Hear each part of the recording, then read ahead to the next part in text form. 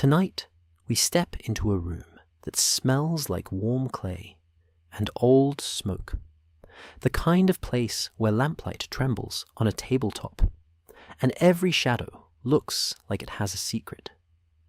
You can almost hear the soft scratch of a reed stylus.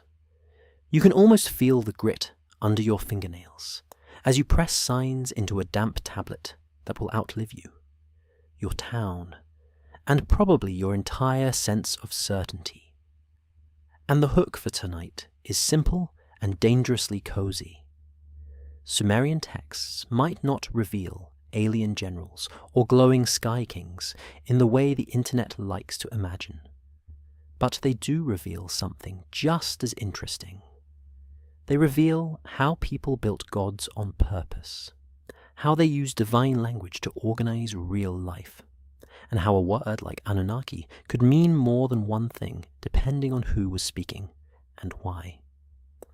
Some parts are widely accepted history, some parts are interpretation, and some parts are calm. What if imagination? We will keep the solid ground separate from the mist. You probably won't survive this. In the very specific sense that your favorite dramatic headline might not make it to the end of the night. So, before you get comfortable, take a moment to like the video and subscribe, but only if you genuinely enjoy what I do here. And drop your location and your local time in the comments, because I love picturing this story drifting into bedrooms and night buses all over the world. Now, dim the lights. Maybe turn on a fan for that soft background hum. And let's ease into tonight's journey together. You walk through a city that is real enough to stub your toe on. The street is packed earth, stamped flat by feet and donkey hooves. Walls rise on either side, made of mud brick that holds the day's heat like a secret. Somewhere nearby, a potter's wheel turns with a slow, wet whisper. A kid laughs, then gets shushed. You pass a doorway and catch a flash of something domestic and ordinary. A bowl, a mat, a sleeping dog that opens one eye and decides you are not worth the effort. Most historians agree that Sumer, in southern Mesopotamia, is among the earliest places where cities grew large and complex, with writing used for administration, trade, and the business of temples. That means your first step into the Anunnaki mystery is not a spaceship. It is a warehouse. Yes, a whalehouse. Try to stay with me. Because the earliest writing we know from this region is often about counting. Counting barley, counting sheep, counting jars of oil, counting who owes what to whom. The evidence we do have points to a world where survival depends on coordinated labor and storage, where a temple is not only a sacred place, but also a beating economic heart. If that sounds boring, it's only because you have never tried to run a city on unpredictable rivers and human stubbornness. That is the true supernatural challenge. Natural. You drift closer to the temple district, and now the air changes. It is sharper here, spiced with incense and animal fat from offerings, and something like baked bread, because someone is always baking something for someone else. The temple rises ahead of you, stepped and massive, a mountain made by hands. A ziggurat is not a castle and not a pyramid, but it has that same statement. We are here. We are organized. We can stack the earth into the sky. You are not a tourist. You are a person with a job. Your job is to write, not the kind of writing that wins you a coffee mug with your name on it, the kind of writing that keeps the city from starving. Inside, you find the scribal space. Clay is everywhere. Bowls of water, reeds trimmed to sharp edges, Small practice tablets that look like ancient homework. The kind that makes you want to gently tell a kid, "It's okay. Your handwriting gets better." A teacher is there, watching, with the quiet power of someone who knows the signs and can correct you with a single raised eyebrow. In this world, literacy is leverage. A person who can write can make a debt real. A person who can write can make a promise permanent. A person who can write can, in a way, make a god speak. So you sit, and you press the stylus into clay. At first, it is pure accounting, simple, practical. Your tablet is a list, names, quantities, dates. But even in these lists, you can sense the temple's invisible structure. Offerings are for someone. Grain is for someone. Labor is assigned by someone. Sometimes. That someone is described as a human official. Sometimes that someone is described as the god of the temple. And here is the quiet trick. The god doesn't walk in to sign the receipt. A human does. A priest. An administrator. A king's agent. But the language says it is the god's storehouse, the god's fields, the god's herds. The god is the owner on paper. The human is the manager in sandals. One interpretation is that this is the first clue to they were not gods, at least in the way modern ears mean it. Not because the ancients were lying, but because their idea of a god includes institutions, land, authority, tradition, and the invisible force that makes people cooperate. If you treat it as a possibility, rather than a conclusion, you can see how divine names function like a seal on a document. Not a seal to fool you, but a seal that makes the system feel bigger than any one person. Bigger systems last longer. Historians still argue whether early Sumerian religion drove the rise of these city institutions, or whether the institutions grew first, and religion became the language that justified them. It is a debate because human life is messy, and origins rarely line up in neat little rows like a classroom of well-behaved clay tablets. Now, the word you came for is waiting in the background, like a cat watching you from under a bench. Anunnaki, say it slowly in your head, and notice how it feels. It feels heavy, like it should come with thunder. In popular modern stories, it often arrives with cosmic drama, fallen angels, alien engineers, secret wars. But what's broadly accepted is more down to earth. In Sumerian and later Mesopotamian traditions, the term is connected to a group of divine beings, sometimes described as the offspring of the sky god An, sometimes as a collective of major deities involved in decisions about the world. The exact use shifts depending on the text, the period, and the purpose, which is a very polite way of saying sometimes it means one thing, sometimes another, and you do not get to pick your favorite and call it the only one. You are in a scribal room where words are tools, and tools are chosen for jobs. A farmer has different hoes for different dirt. A scribe has different terms for different stories. So tonight, in this first stretch of the journey, you are not trying to catch an ancient secret. You are learning how the secret could be built without anyone intending to deceive you. You stand and move toward a shelf where finished tablets are drying. The clay is pale now, firming into permanence. Some will be stored as archives, some will be copied, some will be baked hard in a kiln. And a funny thing about baking clay is that it is often accidents that preserve it best. Fires destroy cities, yes, but they also harden tablets that might otherwise crumble. That's one of history's little jokes. The past survives because something went terribly wrong. But don't worry, we are keeping it sleep-friendly. Tonight, the fire is only a warm glow in the distance, like a candle you forgot you lit. You lift a tablet gently. It is small. The signs are neat. You read what you can. It mentions a temple. It mentions a god. It lists goods and people. Nothing about stargates, unless you count the way the doorframe seems like a gate when you are tired. This is where you need a truth ladder in your mind. Documented. Temples and palaces used writing to manage resources. That's solid ground. Interpreted.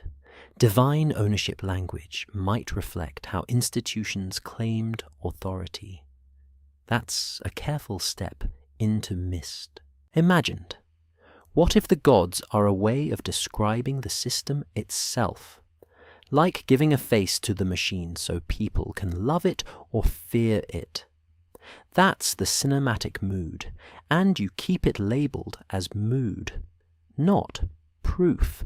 And when you do this, the phrase, "they were not gods," starts to mean something different.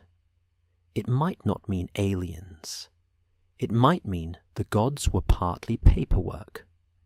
A sentence that will not sell as many t-shirts, but it will hold up better in daylight. You walk deeper into the temple complex. The corridors narrow and widen. Courtyards open like lungs. You hear chanting somewhere, slow and rhythmic.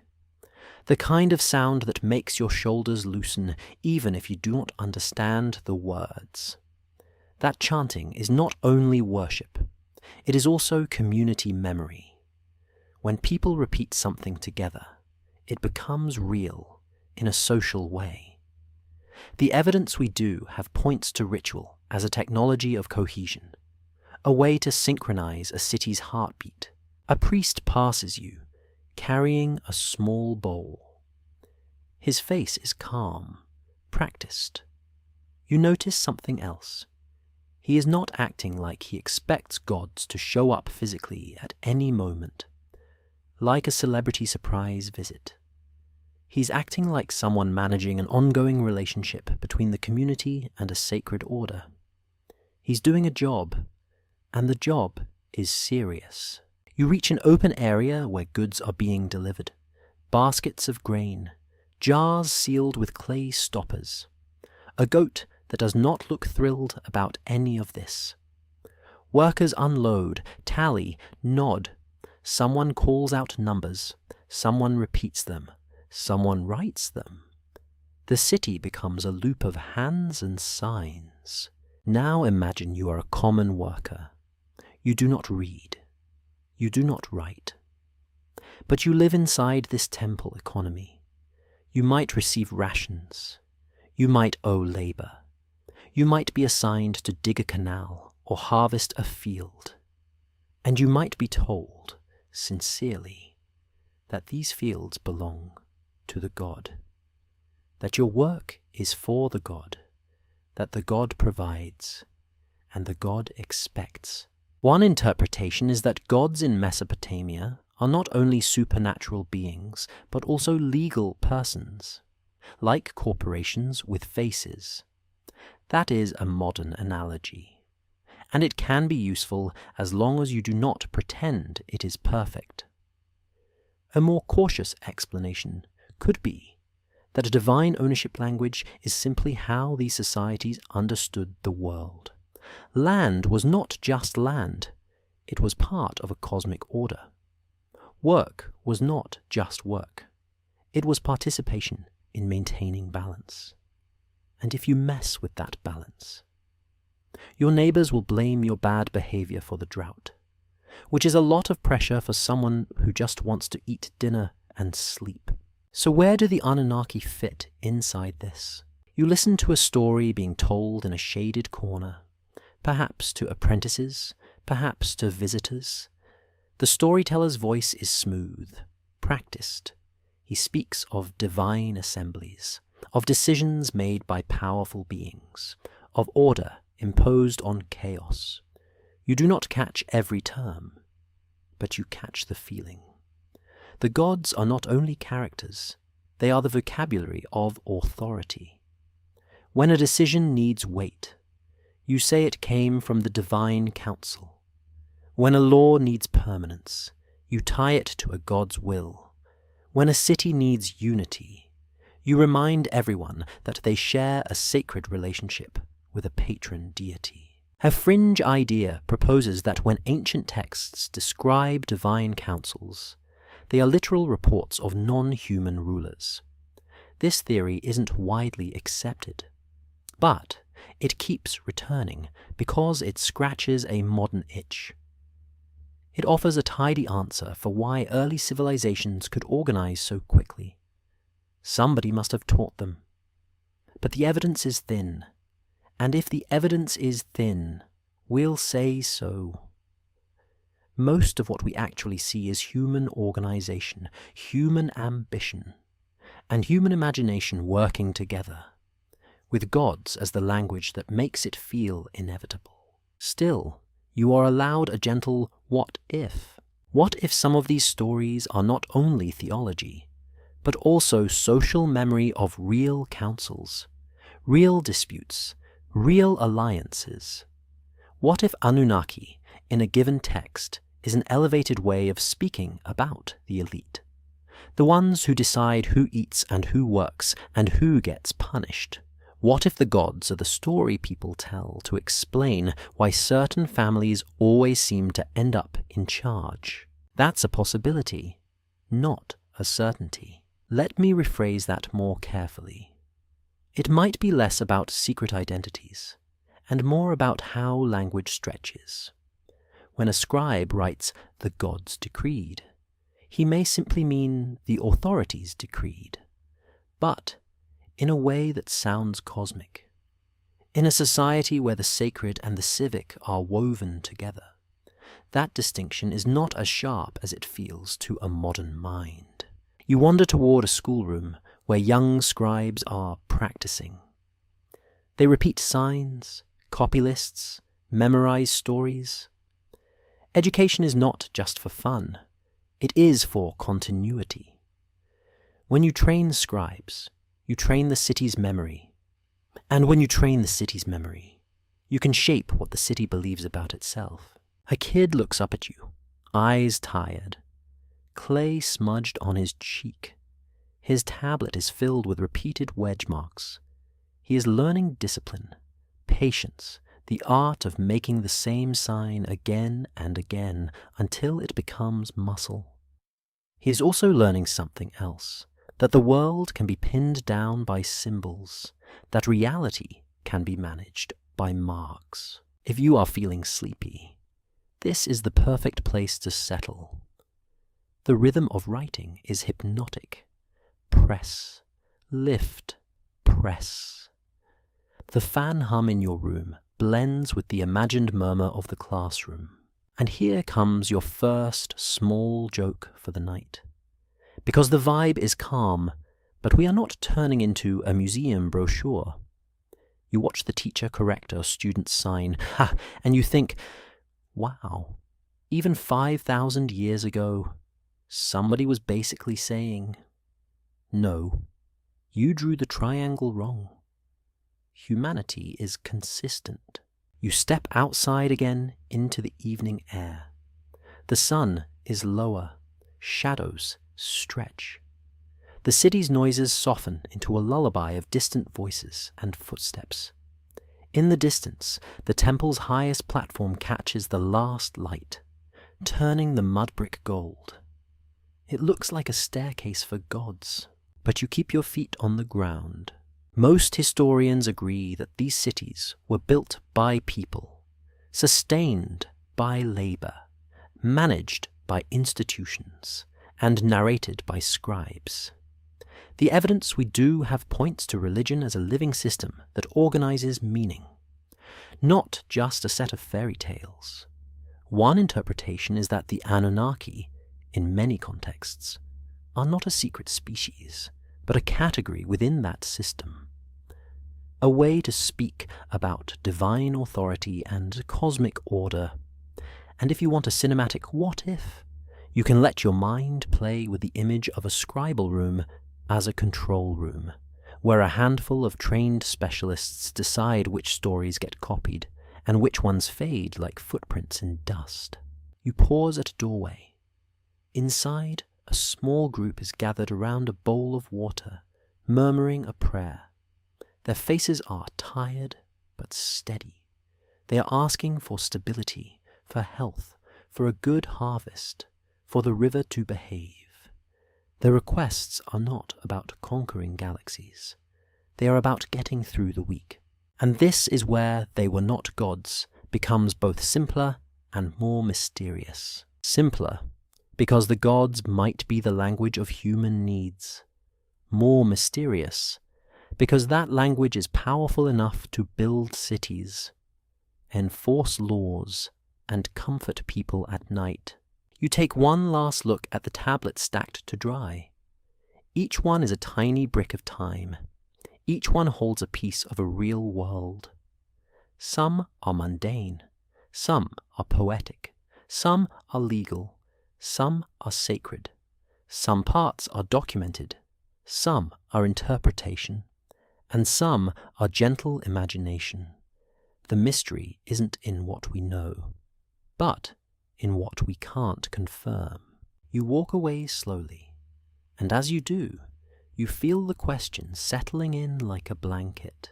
If the Anunnaki are not gods in the literal, modern fantasy sense, then what are they really in the human sense? Maybe they are a name for authority. Maybe they are a name for the forces that shape a city. Maybe they are a name for the way humans turn fear and hope into stories that can be shared, enforced, and remembered. And maybe, just maybe, the most astonishing thing is not that ancient people believed in gods, but that they learned how to write those gods into clay and make them last. You slip into the cool shade of a small temple library, where the air tastes faintly of dust and damp clay, and the quiet feels intentional, like it was built and maintained the way a canal is maintained. Shelves hold tablets in neat stacks. Some are fat and official, the kind that look like they carry rules. Some are slim and casual, like notes you would slide to a friend. If your friend was also an archive that might last 4,000 years. A scribe gestures you closer with the same calm confidence a barista uses when they know you are about to mispronounce something. He sets a tablet down on a low table, and you lean in until the wedge marks look like tiny bird tracks across a dry riverbed. The tablet is not a list of sheep. It is something else. It is a story, or a hymn, or a ritual instruction. The category is slippery, because Mesopotamian texts can blend genres the way a dream blends scenes. Most historians agree that in Mesopotamian religion, major gods are tied to places and powers. An is associated with the sky and divine authority. Enlil is linked with wind, command, and a kind of executive force that decides and organizes.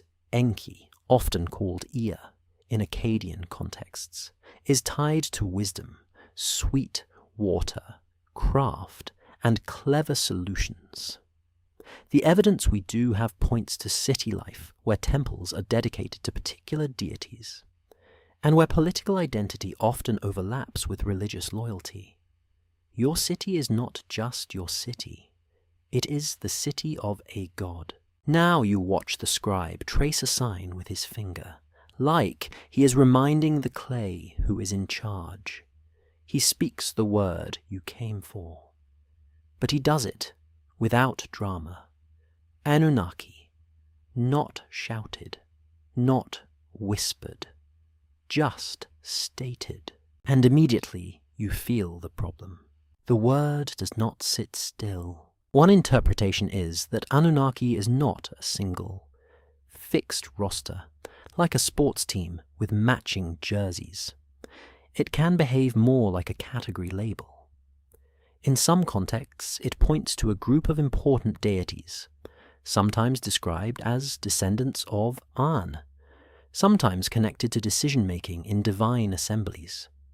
In other contexts, it may shade toward underworld associations, or toward a more general sense of powerful gods.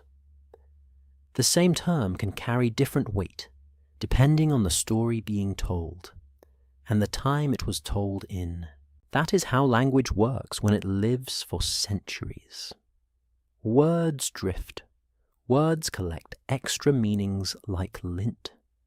Words pick up local flavor. If you have ever heard two relatives argue about what a word really means at Thanksgiving, you already understand the basic phenomenon, just with fewer clay tablets and more mashed potatoes. The scribe brings out another tablet, older in style. Its sign's a little different, as if the handwriting belongs to an ancestor. He points at a line that names gods in a way that feels formal, almost ceremonial.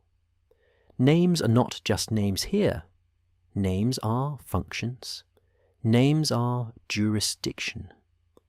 A god is a title for a force, and that force has a temple, and that temple has fields, and those fields have workers, and those workers have rations, and those rations are counted by you, because you are the lucky one holding a stylus. You begin to sense the pantheon as a map of power. An is the high sky, the source of legitimacy, a distant crown. Enlil is the commanding breath, the one who decrees, the one whose will feels like law. Enki is the hidden current under everything, the water under the ground, the clever mind that finds a loophole when the universe seems to have none. What's broadly accepted is that Mesopotamian mythology is not one neat book, but a web of traditions that evolve across Sumerian and later Akkadian-speaking cultures. Texts are copied, adapted, and reinterpreted. The same story can exist in multiple versions, with differences that tell you what each community cared about. So when you ask, who were the Anunnaki really? The safest answer is also the least dramatic. They are who the text needs them to be, within the religious grammar of the time. But you do not come to a bedtime history channel for the least dramatic answer.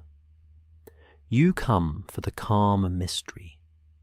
You come for the feeling of stepping into lamplight and hearing something that sounds like a secret, even if the secret turns out to be about human minds. The scribe lifts a tablet that seems to describe a divine meeting. You picture a council, not necessarily in a marble hall, but in something more symbolic, a place beyond ordinary space, where the universe is discussed like a city budget. The gods speak, they debate, they decide. Sometimes humans are barely noticed. Sometimes humans are the problem being solved. A careful reading might suggest that these divine assemblies mirror how human assemblies work. Councils, courts, kings with advisors, priests negotiating with palace officials, elders making decisions for families. One interpretation is that when a text says, "the Anunnaki decreed," it is presenting authority as collective, as if decisions emerge from a higher committee. It makes the world feel governed, not random. Historians still argue whether the earliest concept of the Anunnaki began as a specific group of deities tied to particular myths, or whether it started as a more fluid label that later became more defined in some traditions and more underworld tinted in others. The debate stays alive because the evidence comes from many texts across many centuries. And those texts do not always agree, because humans do not always agree, even when they are talking about gods. Now, the scribe does something that feels almost like a magician revealing the trick, except he is not trying to show off. He opens a small box and pulls out a tablet used for teaching. The signs are big and the words are arranged in lists. God lists. Lexical lists. The ancient version of organizing your phone contacts. Except instead of Mom and Do Not Answer, it's divine names and categories. Here, the Anunnaki can show up as part of a grouping, not always as characters in a story, but as entries in a system of classification. This is where the word feels less like a headline and more like a filing cabinet label, and you realize something quietly important. People who write lists are people who like order. Lists are not neutral. They are a way of shaping reality. When you put a god in a list, you tell everyone, this god belongs in this category. This god is important enough to be named. This god has relationships, rank, maybe a function.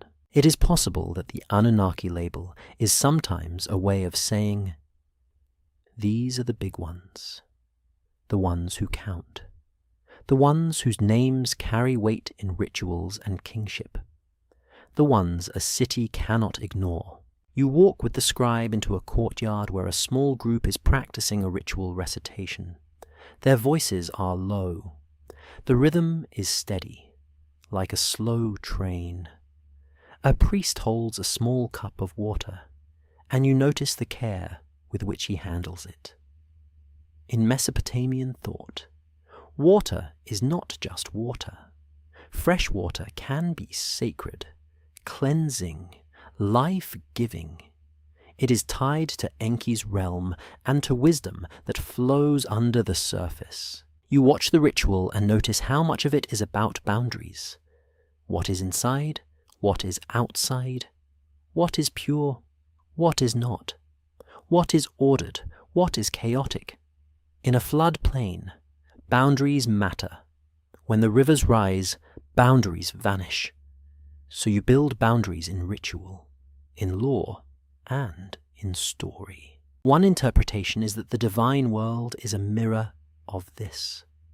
The Anunnaki can represent the forces that keep things in their place, not because anyone is secretly writing about astronauts, but because people are living inside a precarious environment, and they need a story where someone, somewhere, has a plan. Now comes the cinematic what if, held gently like a warm cup. What if the term Anunnaki is a mask that changes depending on who needs it? In a temple hymn, it could be a chorus of authority, the divine audience that makes the praise feel cosmic. In a myth, it could be a group of decision-makers, a way to dramatize a turning point. In a ritual text, it could be a category that tells you which powers are being invoked. In later retellings, it could drift toward underworld imagery, because stories often migrate into new emotional climates. What if that shifting is not a flaw, but the whole feature? A word that refuses to be pinned down can be used in more situations. It becomes reusable. It survives. You drift into a scribal classroom again, because there is always one nearby, and because it is soothing, like watching rain. A student is copying a hymn and keeps smudging the clay with his sleeve. You see him try to hide it, which is adorable, and also universal. If anyone tells you children used to be more respectful in the old days, You can just picture this kid quietly attempting to erase his mistake with the ancient equivalent of, "I meant to do that." The teacher taps the tablet. The kid sighs. The teacher does not yell. He just points, patient as time. That patience matters because the transmission of these words is slow and deliberate. A term like Anunnaki persists because generations copy it. If it changes through copying too, through small shifts, through new contexts. The scribe walks you past a wall painting, faded but still readable in shapes. A winged creature, perhaps symbolic, perhaps decorative. You feel the modern itch to turn every wing into an aircraft. A popular rumor claims that wings in ancient art are proof of technological beings. But a more cautious explanation could be that wings are an easy symbol for divinity, for power, for reaching between realms. People still put wings on things today for that exact reason. If humans can take a perfectly normal shoe and add wings to it in a logo, then ancient artists can do the same with divine beings. No spaceship required. Still, you keep the door open, just a crack, for mystery. You look at the signs again. Could ancient writers be encoding something literal? Possibly, in small ways, like hiding political critiques inside myth, or preserving local histories inside divine drama. Could they be describing non-human rulers?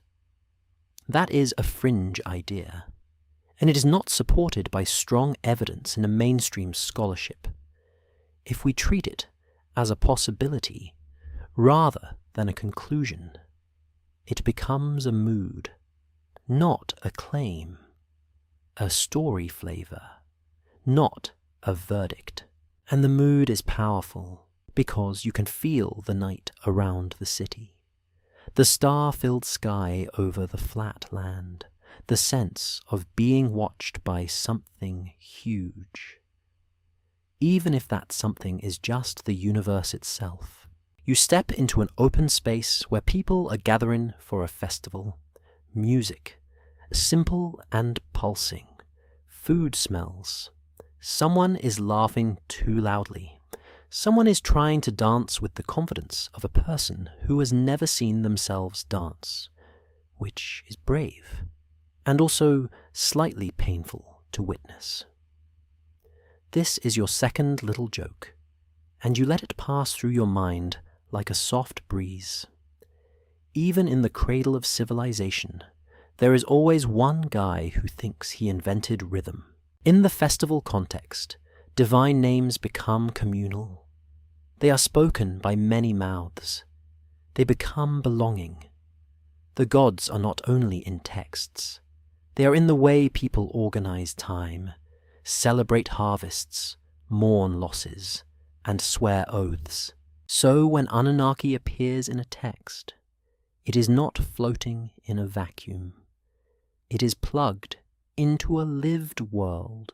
The evidence we do have points to a culture where divine categories can be layered, where gods can overlap in function, where local versions exist alongside broader pantheon ideas. One interpretation is that Anunnaki can sometimes mean those of An, the high divine lineage. But at other times, it functions as a flexible label for powerful gods involved in maintaining order. The same term can play different roles in different genres. Like an actor who appears as a judge in one play and a traveller in another. You return to the tablet table. The scribe offers you a stylus. You press a sign carefully, and it feels like pushing a thought into matter. You write the word again, slowly, letting each wedge settle. Anunnaki. The sound in your mind is not thunder now. It is softer. It is the sound of a category being used, a tool being picked up, a concept being shaped by hands. And suddenly, the question, who were they really, feels less like a hunt and more like a listening exercise. Who were they in the religious imagination of Mesopotamia?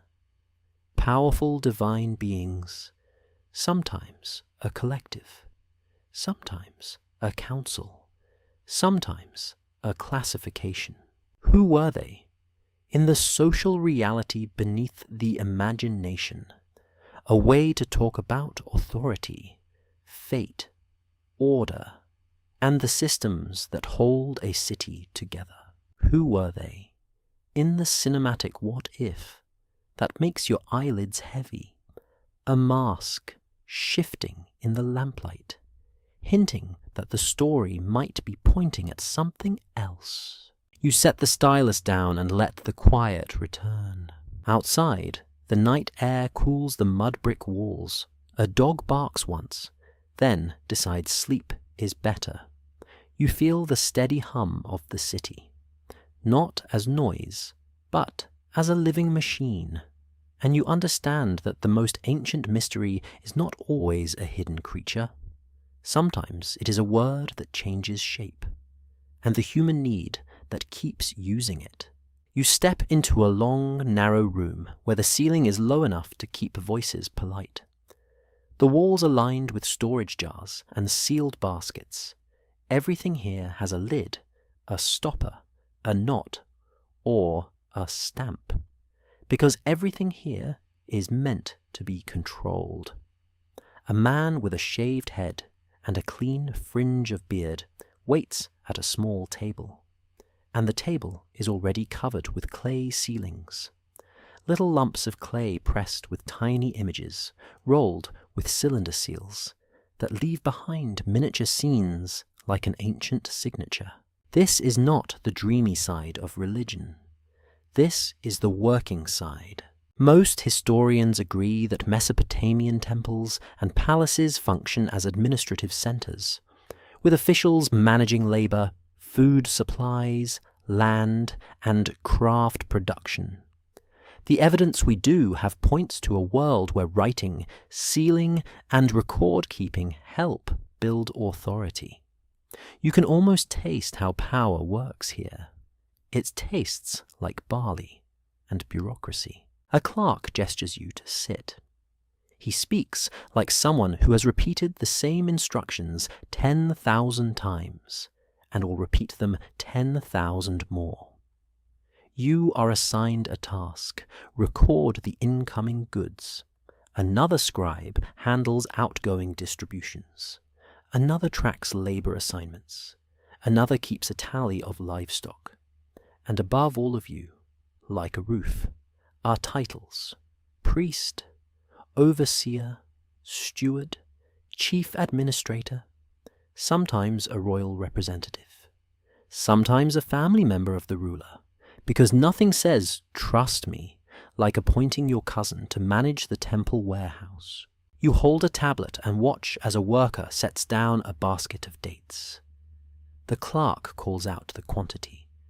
You press the signs. The basket is counted. The basket becomes official. Without your marks, the basket is just fruit. With your marks, it is part of a system. Now you see the phrase that makes modern minds tilt their heads. For the god, the goods are recorded as belonging to the god. The work is done for the god. The temple is the house of the god, but the hands that move the goods are human hands. The eyes that count are human eyes. The voice that commands is human. One interpretation is that gods in these texts can function as the legal face of an institution, not a trick, not a scam, just a different way of structuring reality. The temple is a divine household, and the people who manage it act as if they are managing property for a high-ranking, unseen owner. It creates a sense of permanence. The official can change, but the god remains. The steward can retire, but the god still owns the fields. The king can die, but the god still receives offerings. And with that, a new possibility slips into your mind, quiet as dust settling. What if some divine figures in the texts are not only supernatural personalities, but also stand-ins for offices, factions, or corporate entities? To use a modern word, if you treat it as a possibility rather than a conclusion, it changes how you read certain scenes. When a myth says a god decrees a new arrangement, maybe it echoes a reform. When a text says a god is angry and rations are cut, maybe it is a human decision dressed in sacred clothing so nobody argues with it. When the Anunnaki appear as a collective voice, maybe you're hearing the tone of a committee. Not proof, just a way of looking. You glance at the ceilings again. A cylinder seal rolls across wet clay and leaves a procession of figures. Some are human. Some are divine. Some are hard to categorize. The image is a story and a signature at the same time. That is the genius of it. The seal does not only prevent tampering, it says, "This belongs to this authority." It makes ownership visible. A popular rumor claims that ancient seals show aliens in helmets or rocket packs, but a more cautious explanation could be that the imagery is symbolic, stylized and tied to mythic language. If you squint at anything long enough, it can look like a spacesuit.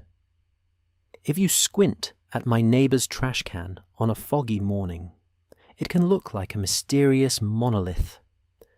The human brain loves to connect dots, even when the dots are just decorative triangles. You stand and follow the clerk through a corridor toward a courtyard where laborers gather for assignments. The air is sharp with sweat and sun-warmed brick. A foreman holds a list, and he reads names aloud. People step forward. Tasks are assigned. Some head to fields, some to canals, some to workshops where copper is hammered into tools, where textiles are woven, where pottery is fired. In this moment, the divine is not a separate realm. The divine is woven into scheduling. A priest walks among the workers, murmuring a blessing. The workers nod. The blessing is not only spiritual comfort, it is also a mechanism of order. If the job is framed as sacred duty, the job becomes harder to refuse. Most historians agree that Mesopotamian society includes stratification, with elites, priests, administrators, craftsmen, and large numbers of laborers. The evidence we do have points to people working within systems that can be cooperative and harsh at the same time, depending on circumstance. Rations can be predictable, which is a kind of security. Rations can also be controlled, which is a kind of leverage. Now you drift into a scribal office attached to the palace. The building feels different. The walls are smoother. The guards look bored and confident. A courtyard fountain trickles, which is the ancient version of saying, "We have resources to waste on ambiance." Inside, a senior scribe is preparing a formal document. His stylus moves slower, more carefully, because this tablet will be read by important eyes. The phrases are ceremonial.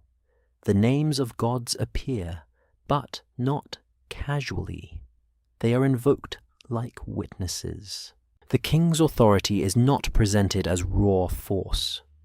It is presented as cosmic alignment.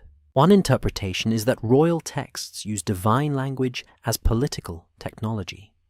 When a king says he rules by the favor of a god, He is not simply describing private belief. He is building legitimacy. He is telling the city and neighboring cities and future generations that his rule is not just personal ambition, it is sanctioned. Historians still argue whether Mesopotamian kings were primarily religious figures in their own right, or whether they were political leaders who relied on priesthoods to reinforce a sacred aura. The evidence can support multiple readings because the roles overlap. When you are the king, you do not politely separate church and state. You blend them like you are making stew. And you want the stew to feed everyone's imagination. You watch the senior scribe press a line into clay that praises the king. It is elegant, it is flattering, it is also very strategic. The king is described as a shepherd. The king is described as chosen. The king is described as maintaining order, protecting the weak, pleasing the gods. You think, yes, and also, this is the kind of biography people write about themselves on social media. Humble servant, visionary leader, just here to help. Ancient and modern, hand in hand. That is joke one for this section, delivered softly, so it does not wake anybody. You leave the palace office and cross a street toward a place that feels more intimate. A household shrine, a small niche in a wall, a figurine, a bowl, a bit of incense. A family murmurs a prayer for health, for safe childbirth, for a good harvest. This is the religion of ordinary anxiety, and it is tender. Now the puzzle deepens, because divine language is not only top-down propaganda, it is also bottom-up comfort. People genuinely believe the world has powers beyond them. They feel the rivers, they feel disease, they feel death, they feel the way luck can change overnight. A god is one way to speak to that. So when you ask whether gods are metaphors for institutions, you hold that thought gently. It doesn't have to cancel the sincerity of belief. Humans can believe in a god and also use that god in politics. Humans can pray and also negotiate. You return to a scribal school where apprentices are copying a myth. This time, the teacher has chosen a story with conflict, because conflict is memorable. In the myth, gods argue, they threaten, they bargain. They act like powerful people in a cramped room with bad ventilation. One interpretation is that these divine arguments reflect human social patterns. Powerful groups negotiate. They form alliances. They scapegoat. They make deals. If a text describes a divine council, it may be dramatizing the kind of collective decision-making that happens among elites. And here, the Anunnaki can become interesting again, not as literal visitors, but as a narrative device that gives weight to decisions. When a story says, "The Anunnaki agreed," it sounds like the universe itself signed the document. If you treat it as a possibility rather than a conclusion, you can imagine a scribe choosing that word intentionally to create a sense of collective authority, like saying, "The board has decided." Even if the board is 3 tired men with ink-stained fingers and a preference for long lunches. That is joke 2, and it is for anyone who has ever attended a meeting that could have been a clay tablet email. You watch the apprentices copy the lines. Their eyes move left to right, top to bottom, in a rhythm that almost becomes musical. One boy stops and stares at a sign, puzzled. He scratches his head, leaving a streak of clay. The teacher sighs. the timeless sigh of educators everywhere, the kind that says, "I cannot believe I have to explain this again, but I will, because the future depends on it." The teacher points to the sign and speaks a term for a category of gods. The class repeats it. The repetition matters. It creates a shared vocabulary, and vocabulary creates shared reality. You step outside again and follow a procession moving through the street. People carry offerings. Musicians tap drums lightly. The sound is steady enough to feel like a heartbeat. The procession heads toward a temple, where the god will receive gifts. But the people who will handle the gifts are officials. The people who will redistribute them are administrators. The people who will decide who gets what are humans. This is the moment where the phrase, "they were not gods," can be read in a fresh way. Not as a gotcha, not as a dismissal, as a recognition that divine language is intertwined with human systems. Some parts are documented. Temples function as economic institutions. Scribes keep records. Kings use sacred language. That is solid ground. Some parts are interpretation. Gods can sometimes stand in for offices or factions. Divine councils can mirror human councils. That is a careful step. Some parts are gentle imagination. What if a term like Anunnaki is a kind of official stamp? A cosmic signature placed on policy so it feels unchallengeable. That is a cinematic mood, and it stays in the mist. Now, you follow the procession into the temple courtyard.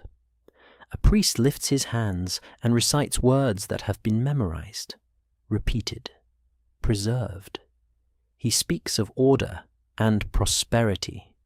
He speaks of divine approval. The crowd listens, the crowd believes, in different ways, with different levels of literalness.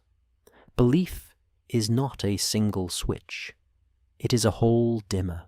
A fringe idea proposes that behind this entire structure is an elite group hiding their identity, using gods as cover for real rulers, or even for non-human overseers. This theory isn't widely accepted, but it persists because it explains power in a way that feels satisfying. It gives you a villain, a secret, a plot. The trouble is that the evidence is not strong enough to treat it as a conclusion. What the texts consistently show is human organization, human politics, and human storytelling, which is already complicated enough to keep you awake. If we were not trying to put you to sleep, you stand near a wall where a set of legal proclamations are displayed, perhaps in spoken form more than written for the average person. The rules touch daily life, property, debt, marriage, labor. Law is the skeleton of the city, and the law often leans on the sacred, not always because of manipulation, but because sacred language gives law a deeper gravity.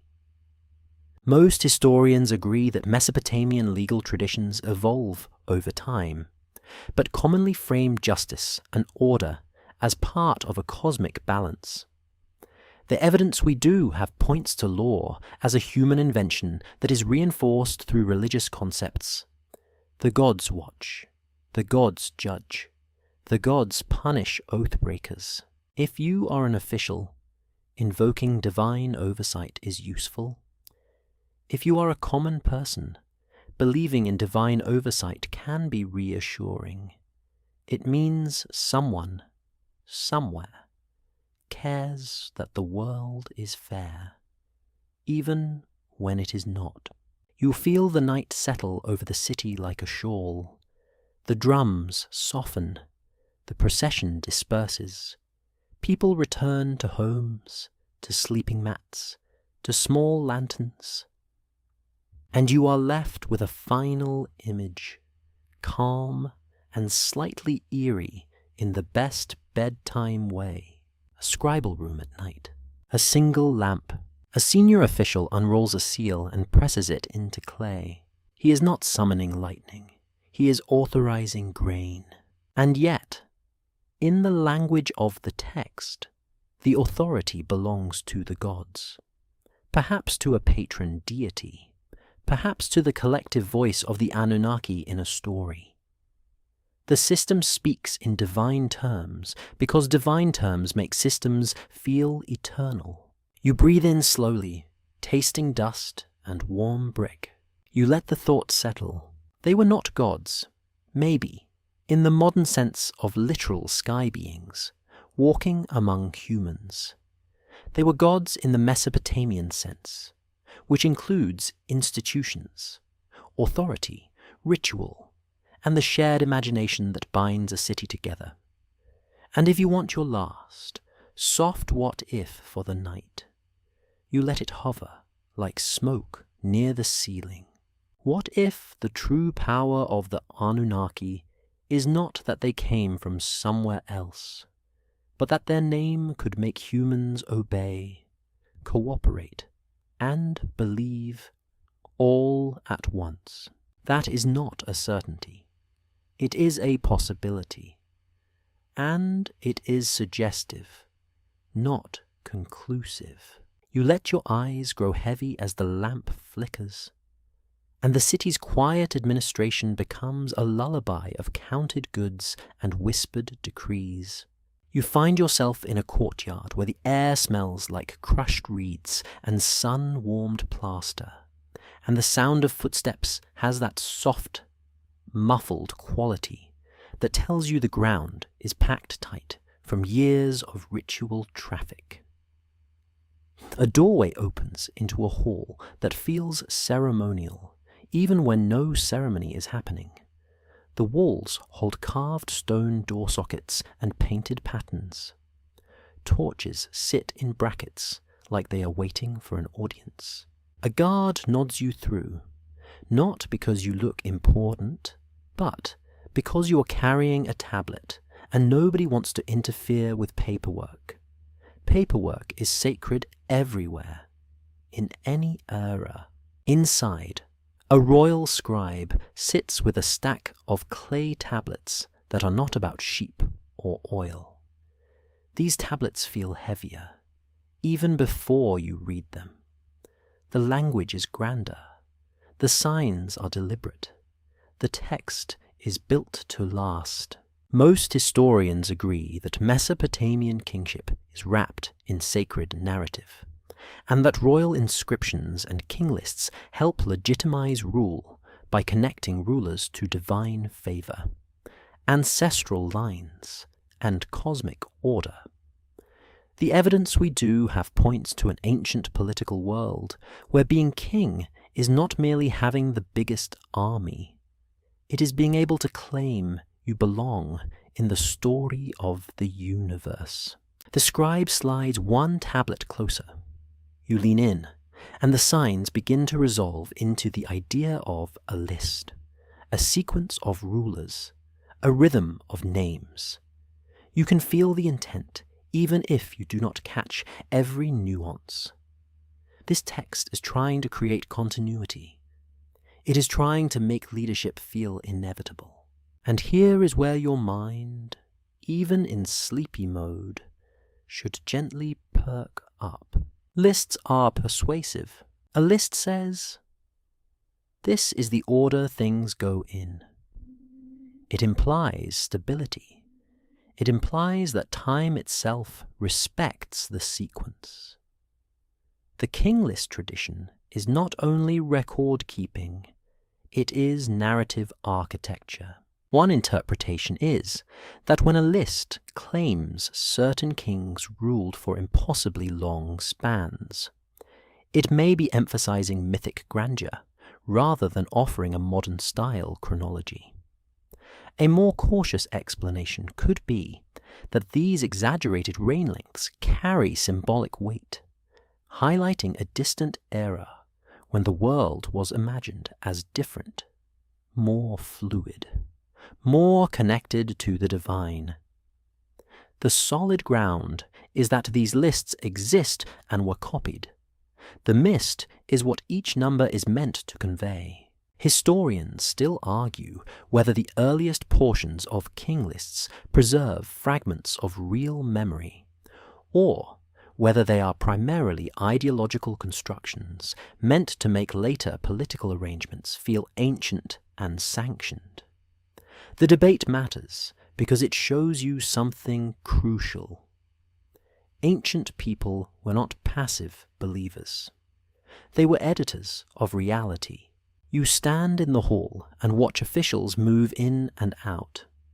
A messenger arrives with a sealed order. A clerk reads it. A runner leaves. Everything is motion and hierarchy.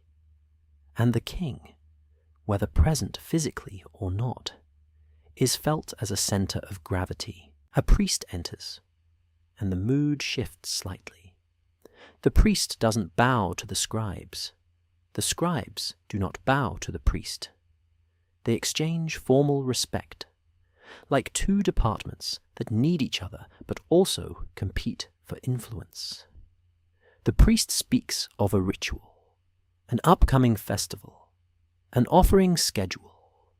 The scribe speaks of land grants, labor assignments, a dispute between households. The king's name sits between them like a bridge. Now you notice something subtle. When the priest mentions the gods, he does it like he's talking about real powers. When the scribe writes about the gods, he does it like he is writing a legal framework. That overlap is where the Anunnaki can become a mirror for politics. In royal hymns, kings are often praised as chosen, beloved, appointed. The language can be intimate and cosmic at the same time, like the universe itself is endorsing the ruler. The king is described as a shepherd, a builder, a protector, even when the reality is messy. The poetry insists on order. One interpretation is that divine language in royal texts serves as propaganda, in the neutral sense of the word, meaning it spreads a message designed to shape loyalty. It might not be cynical, it might be sincere, but it is still strategic. Now the scribe pulls out a hymn, and you listen as he reads a few lines aloud in a low voice. The words are meant to be performed, not just read. They roll like slow water. The king is praised. The city is praised. The patron god is invoked, playing. And in that scene, the gods playing. And in that scene, the gods are not invisible abstractions. They are the emotional atmosphere. They are what makes the king's power feel more than personal. This is the kind of place where the phrase, descended from the gods, becomes practical. It is a political technology that says, I belong at the top. If you come from the divine realm, then challenging you is not just rebellion. It is sacrilege. And here comes the calm but spicy thought. One interpretation is that they were not gods could mean that these divine claims are, at least in part, branding. The king may not literally share blood with a sky being, but he can claim sacred lineage to strengthen his position. A careful reading might suggest that divine ancestry in royal texts works like a certificate of legitimacy. It is a seal of approval. Now you take a walk through the palace courtyard, and you see statues. Not huge, not monstrous, but imposing. Some represent gods, some represent kings. The kings are often shown in a posture of devotion, hands clasped, eyes wide, as if they are eternally paying attention. that is not accidental. It tells everyone. Even the king bows to the divine order. It makes the king look humble, which is a very clever form of authority. You pass a group of attendants whispering. One is worried about a rival city. One is worried about grain supplies. One is worried about the king's health. None of them are worried about a cosmic alien fleet. Their fears are practical. Borders, weather, politics. The same fears humans always have. A fringe idea proposes that the oldest kings in these lists were literal, non-human rulers, remembered as gods because people could not explain their power. This theory isn't widely accepted, but it grows out of a real observation. Ancient texts sometimes blur the boundary between divine and royal figures. The blur is fertile ground for speculation, but the evidence remains suggestive, not conclusive.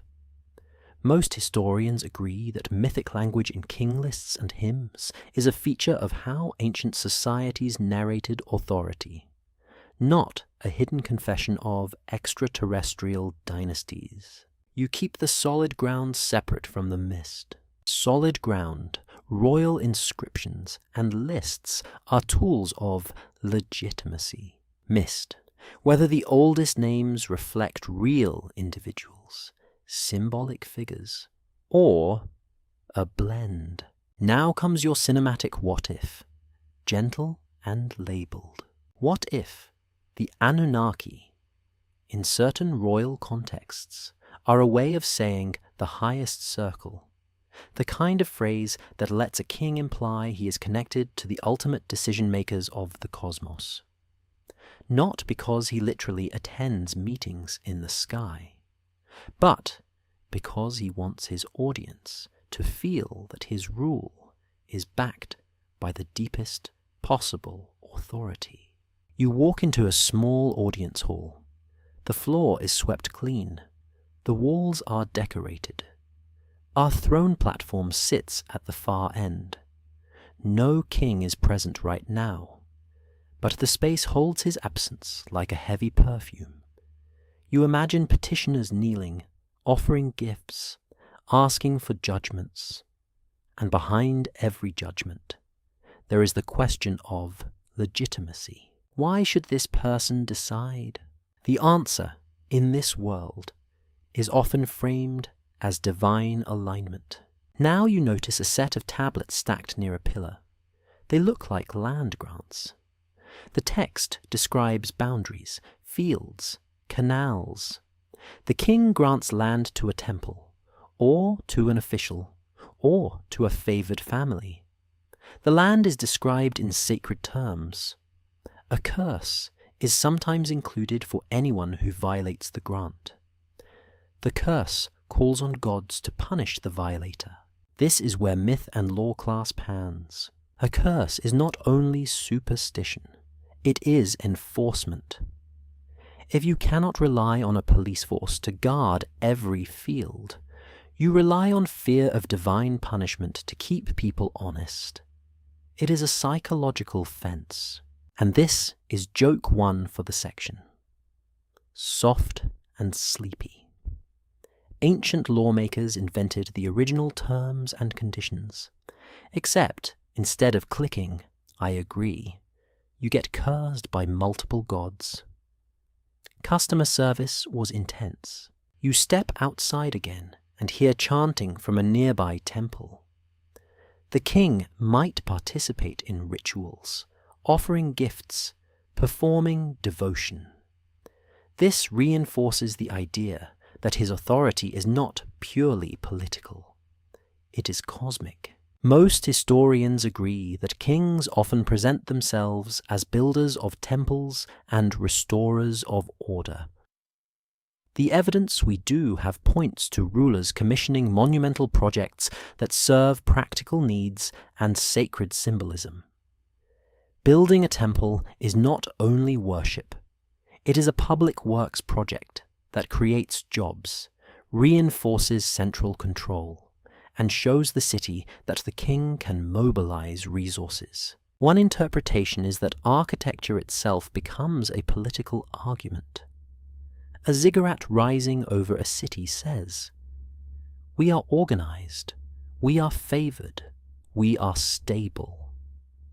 The king is the person who made it happen, so his legitimacy becomes literally built into the skyline.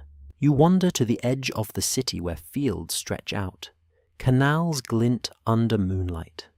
In the distance, you see workers moving like quiet silhouettes. This is where the king's promises matter. A king who cannot keep canals functioning risks famine. A king who cannot keep peace risks raids. A king who cannot claim divine favor risks rebellion. And there it is again, the usefulness of divine language. Now you overhear a small argument between two officials. One says the temple should receive more grain. The other says the palace stores are low. The argument is practical, but each side invokes divine duty. Each claims alignment with sacred order. Each claims their plan serves the gods. This is where your second joke slips in, gentle as a yawn. It turns out, "the gods want my budget approved" is not a modern invention. Humans have always been creative when they want resources. Historians still argue whether the religious rhetoric in royal texts reflects genuine personal piety, calculated messaging, or a blend that varies by ruler and circumstance. The most realistic answer is that it is usually a blend.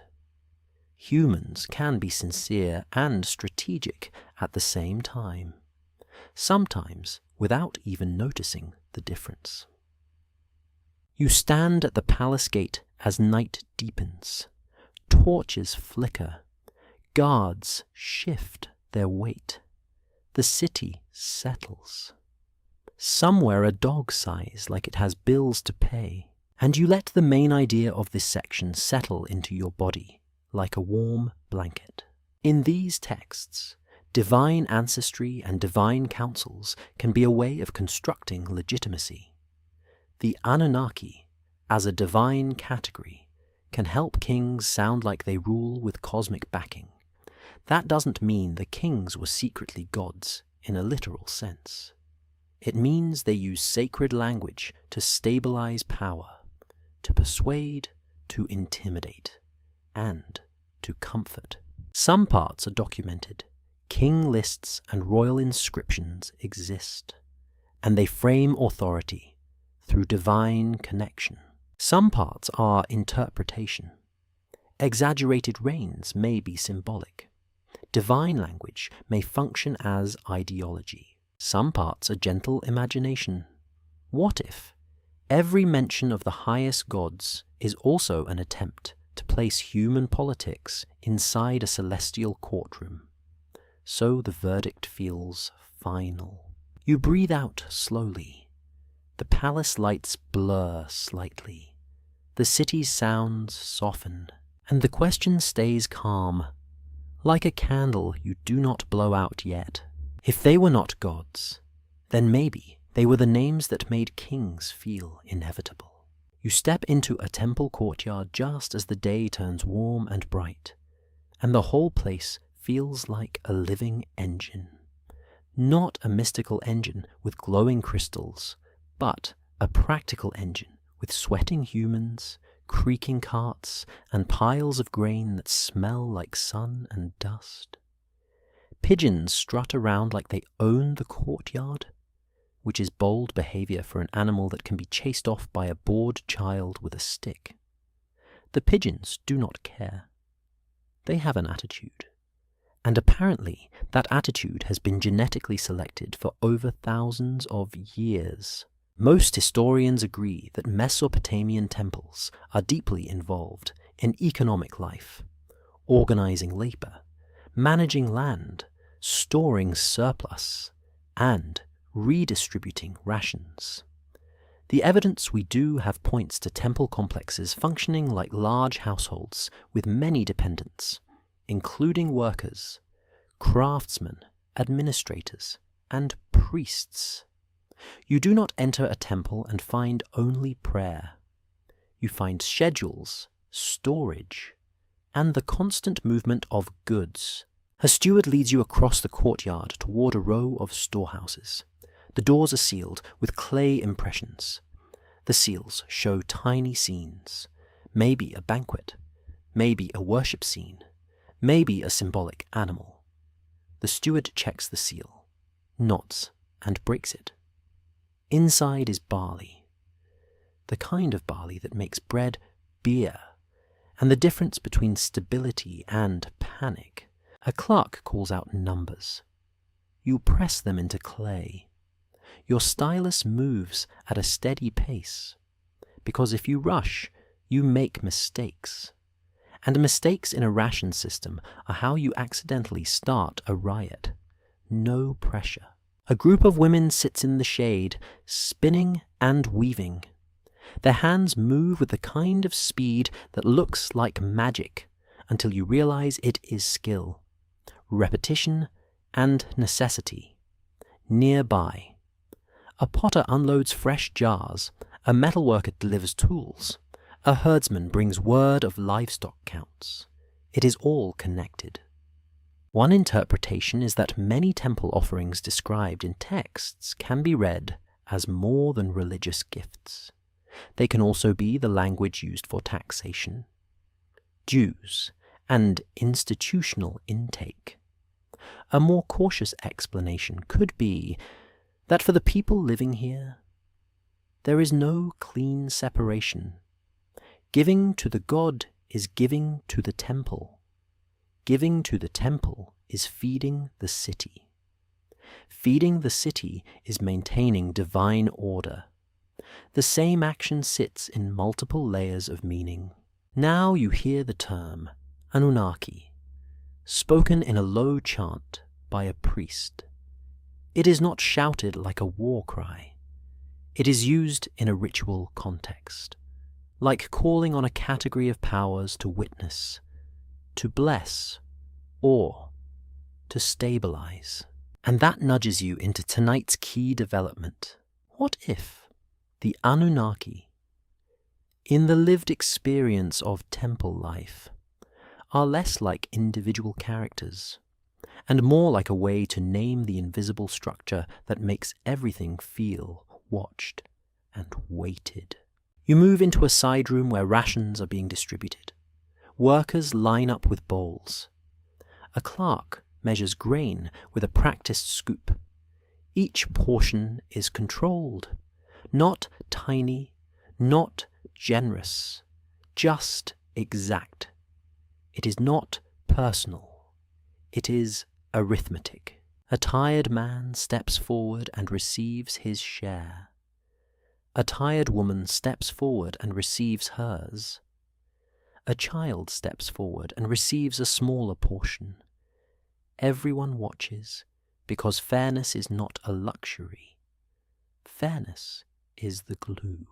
Most historians agree that ration systems are documented in administrative tablets, showing standardized distributions to workers and dependents. The evidence we do have points to a world where labor is often compensated through allocations of food and goods, managed by institutions that keep detailed records. You feel a strange modern familiarity. This is payroll, but edible. One interpretation is that when texts speak of offerings to gods, they might sometimes reflect the inputs that keep this ration machine running. Grain enters the temple storehouse. Grain leaves as rations. The god is described as receiving the grain, but the recipients are human bodies. If you treat it as a possibility rather than a conclusion, it suggests that divine language can function like a ceremonial wrapper around a very practical economy. Now you walk outside the temple walls and follow a canal. The water moves slowly, glinting. This canal is not a decorative feature. It is survival. Fields stretch out, planted in careful rows. Farmers work with simple tools, bending, pulling, lifting, repeating. Their movements look like prayer, even when they are just trying to get through the day. A supervisor stands with a tablet, checking assignments. His presence is quiet, but firm. He is the kind of man who can ruin your week with a single notation. This is where you see how a temple can shape a landscape. If the temple owns land, it can direct labor. If it directs labor, it controls production. If it controls production, it controls rations. If it controls rations, it can stabilize or squeeze. That is power. Historians still argue whether temple control over land and labor was always dominant in early Mesopotamia, or whether the balance between temple and palace shifted depending on period and city. The debate matters because it shows there is no single model. These societies evolve, compete, and adapt. You pass a small shrine at the edge of the fields. It is simple.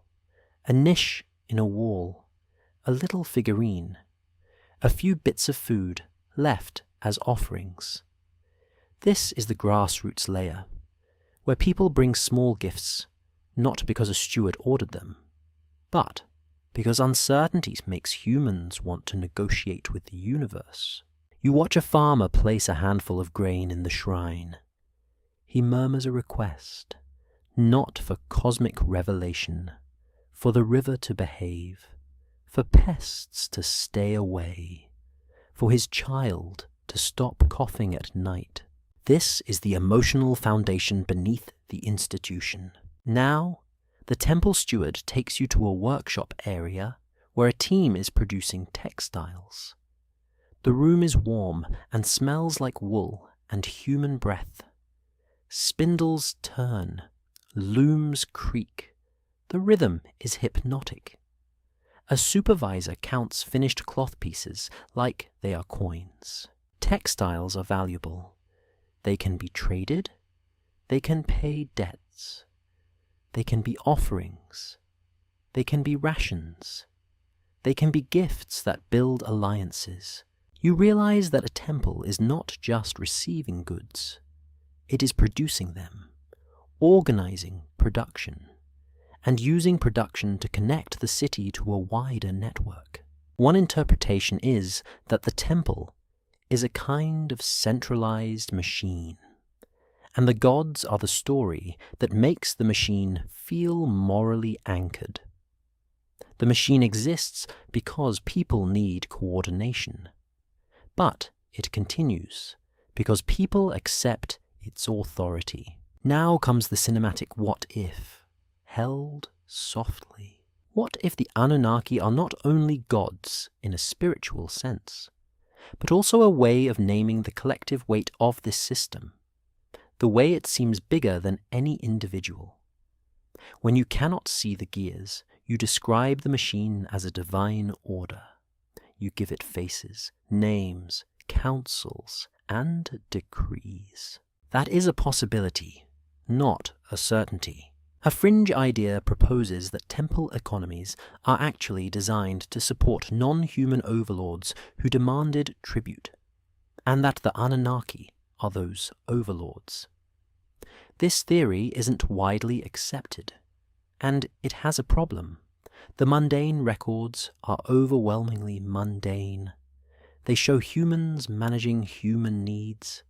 They show the kinds of shortages, errors, disputes, and adjustments you would expect from human administration, not from an all-powerful external force with flawless logistics. If anything, the messiness is an argument for humanity. You step into a small office where disputes are settled. Two men argue about a boundary between fields. Their voices are tense. A judge listens. A scribe records. Witnesses speak. The judge invokes a god in the language of the ruling, as if the god is part of the legal framework. This is law intertwined with the sacred again, but here in a rural context. The ruling is delivered. The men nod, not happily, but with resignation. The decision is written. It becomes fixed. It becomes a tablet that might survive longer than their anger. You notice something else. The judge is not just deciding. He is performing authority. He's making the decision feel aligned with something higher. You drift back toward the temple, passing through a gate where guards watch quietly. Inside, preparations are underway for a festival meal. Animals are being brought in. Grain is measured. Beer is poured. Cooking fires send up a smell that makes your stomach remember it is alive.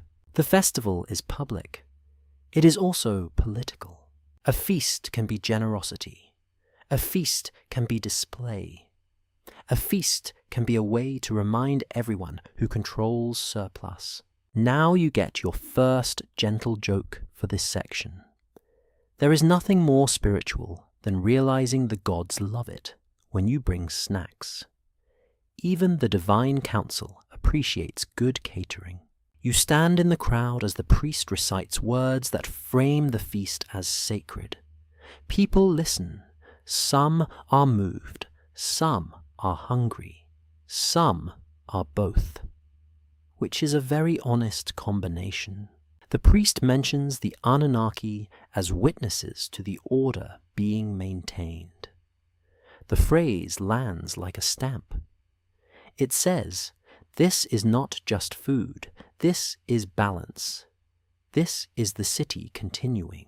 Most historians agree that ritual meals and offerings are part of Mesopotamian religious life, reinforcing social bonds and expressing relationships between humans and gods.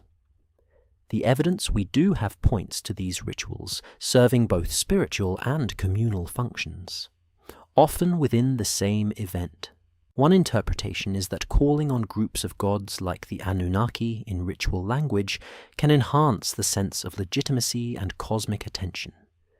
It makes the feast feel like more than a party. It makes it feel like a contract between city and cosmos. Historians still argue whether ritual primarily served to manage social order, or whether its primary aim was religious devotion, with social effects as a consequence. The truth is likely blended. Humans rarely build rituals for only one reason. As night falls, the feast ends, and the courtyard empties. Workers begin cleaning. Leftovers are gathered. The system resets. You walk past the storehouses again. The seals will be replaced. The counts will be updated. The tablets will be stored. And you feel the slow, steady heartbeat of an institution that can outlive individuals. This is your last calm what if, like a candle in the corner. What if the Anunnaki, in this world of temples and rations and seals, are best understood as the vocabulary of institutional power, the way people talked about systems they depended on and feared, not because anyone was hiding a literal identity, but because sacred language makes the invisible feel present. You breathe out. The air is cooler now. The city quiets. The canals whisper. The fields darken. And the temple, still standing, feels less like a mystical tower and more like a carefully managed machine with divine names painted on the outside. So, the whole city remembers to keep it running. You walk into a dim room where the air is cooler than outside, and the light comes from a single oil lamp set low on the floor. The flame is small, but it paints big shadows on the wall. A storyteller sits cross-legged near the lamp, surrounded by a few listeners who look like they have finished the day's work and are now borrowing a little meaning from the night. This is not an office. This is not a warehouse. This is where the city turns experience into myth. Most historians agree that Mesopotamian creation and disaster stories reflect how people tried to explain labor, suffering, survival, and the order of the world. The evidence we do have points to myths that develop over time and circulate in multiple versions, often shaped by the values and needs of the communities that tell them. You are not hearing a single official canon. You are hearing a living tradition. The storyteller begins with a scene that feels cosmic, but the emotions are familiar. There are powerful beings. There is unrest. There is complaint. There is the sense that somebody is doing too much work and wants somebody else to do it. You listen, and you notice how quickly the story becomes about labor. One interpretation is that some creation myths frame humans as workers made to take on burdens, which can mirror real labor systems in temple and palace economies. A careful reading might suggest that these stories are not only about the universe beginning. They are also about society justifying who works and who benefits. You feel a quiet chill, not scary, just thoughtful, because the myth is doing something practical. It is explaining why inequality exists, and it is presenting that explanation as cosmic necessity. The storyteller uses divine names the way a manager uses organizational charts. Certain beings have authority, certain beings complain, certain beings decide. The collective groups in these stories can include the Anunnaki, depending on the tradition being told, sometimes as major gods involved in decisions, sometimes as a backdrop of divine legitimacy. But the storyteller does not treat the term like a scandal. It is not a secret password. It is part of a known vocabulary. The story shifts into the idea of order. Chaos is unpleasant. Chaos means floods, disease, hunger, and the kind of uncertainty that makes your stomach tight even when you're not hungry. So the myth tells you that order is imposed through divine decision. Order is not accidental. It is chosen. One interpretation is that these myths function as social engineering, teaching listeners that the world has hierarchy because the cosmos has hierarchy. A more cautious explanation could be that people genuinely felt hierarchy was natural, and myth simply expressed what they observed. Either way, the result is the same. The story makes hierarchy feel older than any king. Historians still argue whether these creation myths should be read primarily as theological explanations of existence, or as reflections of political and economic realities shaped by scribes who lived inside institutions. The debate remains open because myths can do both at once. The storyteller pauses to drink water, and in that pause you hear the city outside, faintly. A donkey brays. Someone laughs. A baby fusses. Life continues. Then the story returns, and it begins to describe humans being formed from clay, mixed with something powerful, something sacred. You can feel the metaphor. Humans are made from the same earth as bricks and pots, but they carry breath and mind. Most historians agree that clay is a central material in Mesopotamian life and symbolism, and the idea of humans being formed from clay appears in multiple ancient Near Eastern traditions.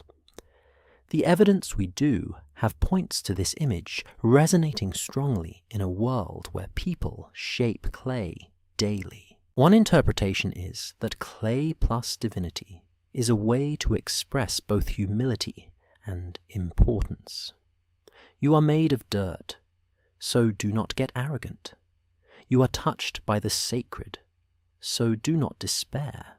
Now, you notice the storyteller's emphasis. He is not trying to convince anyone that humans were engineered by outsiders. He's trying to make sense of why people must work, why people must obey, and why suffering doesn't mean the world is meaningless. This is the real power of myth. It makes discomfort feel explainable. A fringe idea proposes that made from clay with divine essence is actually a coded memory of advanced bioengineering, and that divine groups like the Anunnaki are literal creators in a technical sense. This theory isn't widely accepted, and the evidence is not strong enough to treat it as more than speculation. If you treat it as a possibility rather than a conclusion, it can add cinematic flavor, but it doesn't replace the mainstream understanding that these are symbolic narratives shaped by human experience. The storyteller continues. The gods argue. There is a problem. There is a solution. And the solution often involves assigning roles. You realize something calming and slightly unsettling. Myths are manuals. Not manuals for building machines, but manuals for building minds. They teach you what to expect from authority. They teach you what happens when you break rules. They teach you what kind of person you are supposed to be. One interpretation is that when myths describe divine punishment for disorder, they reinforce social obedience. A more cautious explanation could be that ancient people observed real consequences for disorder, like famine after mismanaged canals, and myth dramatized those consequences as divine anger. The cause might be practical, but the story gives it a face. Now the storyteller turns to a moment of cosmic negotiation. A group of gods is described as discussing a major decision, and the language implies collective authority. This is where Anunnaki, in some texts, can appear as part of the divine assembly or as a category of powerful beings whose agreement matters. You feel the atmosphere shift. When a council speaks, the story becomes heavier. It becomes law-like. One interpretation is that these divine councils mirror human councils, giving sacred legitimacy to the idea that big decisions are made by a small, powerful group. That is not a conspiracy claim. It is a pattern that fits human societies across time. People see governance happening among elites, and they project that structure upward into the cosmos. Now you get your first gentle joke for this section, because the mood is deep, and we need a small air hole. You listen to the gods argue in the story and think. So the first committee meeting in history also went on too long, and nobody brought snacks. Truly timeless. The storyteller's voice softens, and he describes a world that needs maintenance. Rivers must flow, seasons must turn, crops must grow, humans must work. The gods must receive offerings. Everything is a cycle. Most historians agree that Mesopotamian religion emphasizes maintaining order and balance through ritual and duty. The evidence we do have points to a worldview where stability is not guaranteed, so people perform actions to support it. One interpretation is that ritual and myth together create a feedback loop. The myth explains why you must do the ritual. The ritual makes the myth feel real. Now, the story introduces the idea that humans are created to relieve divine burden. This is a theme in some traditions where lower gods or laboring beings complain about work, leading to the creation of humans to take over tasks. You feel the social implication like a quiet weight.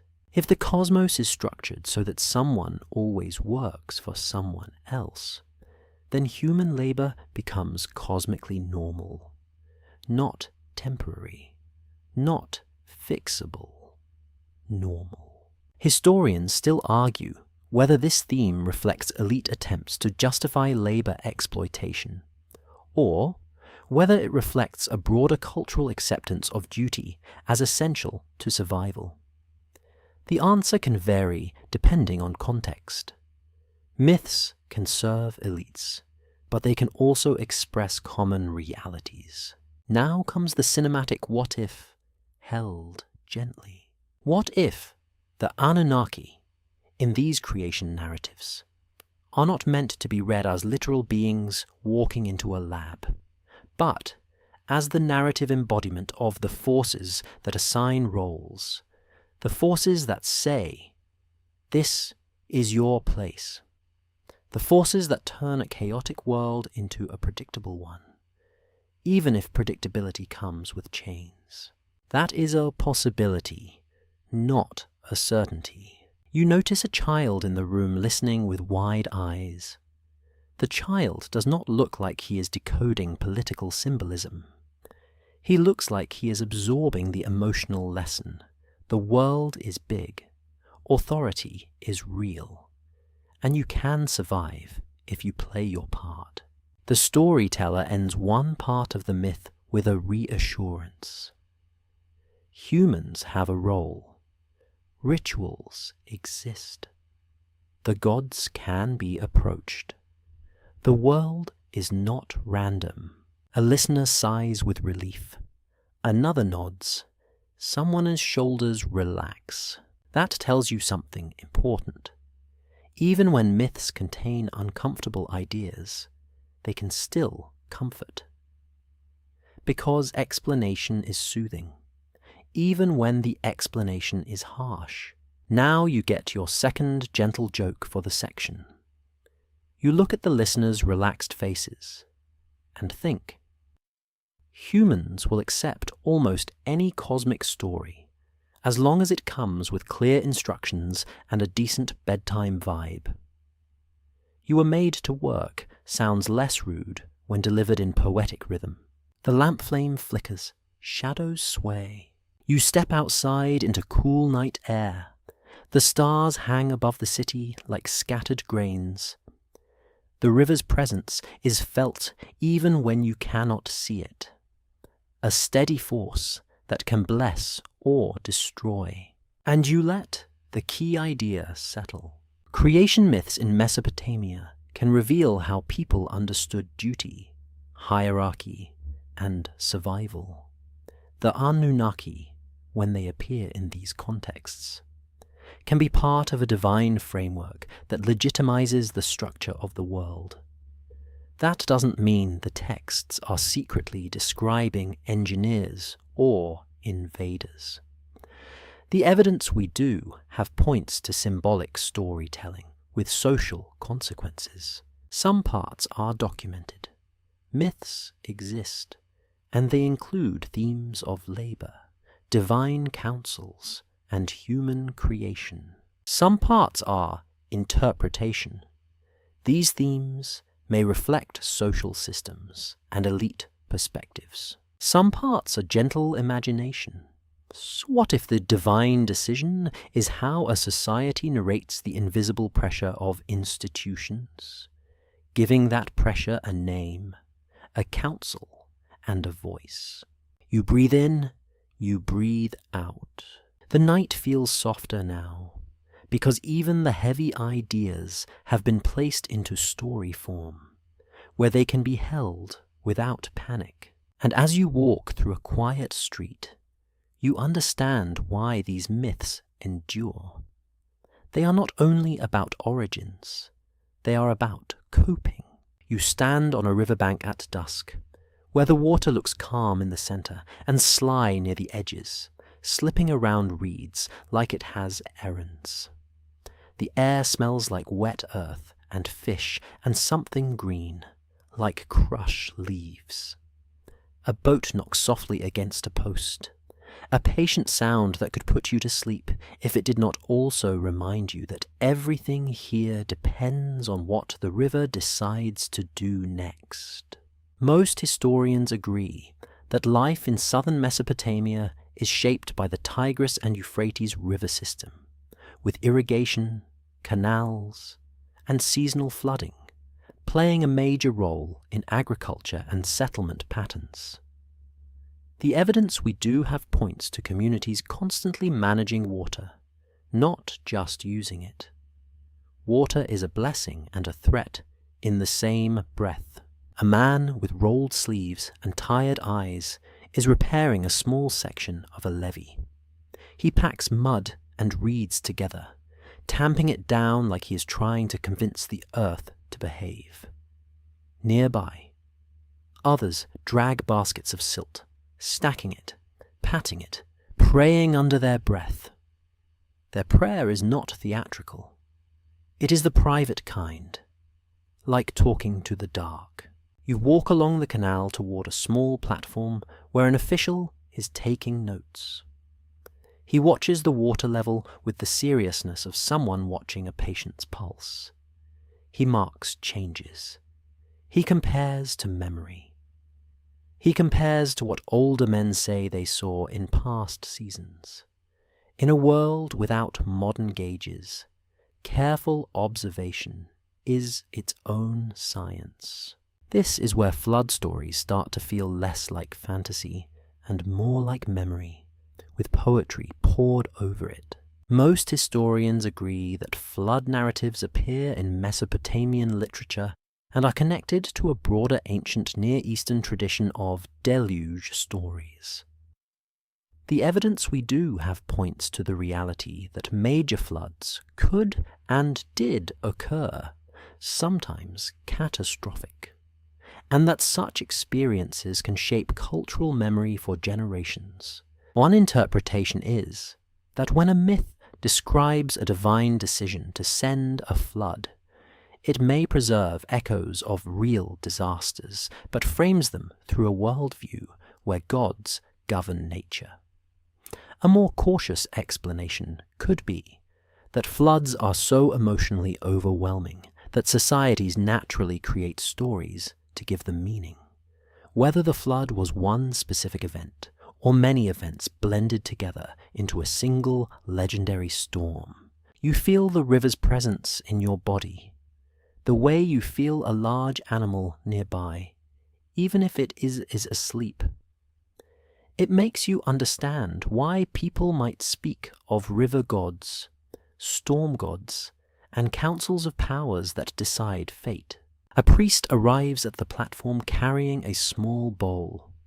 He dips it into the water and lifts it, watching the surface ripple. He murmurs words that sound like a request and a warning at the same time. He is not doing this because he thinks water is stupid. He is doing it because water is powerful, and humans have always tried to negotiate with power.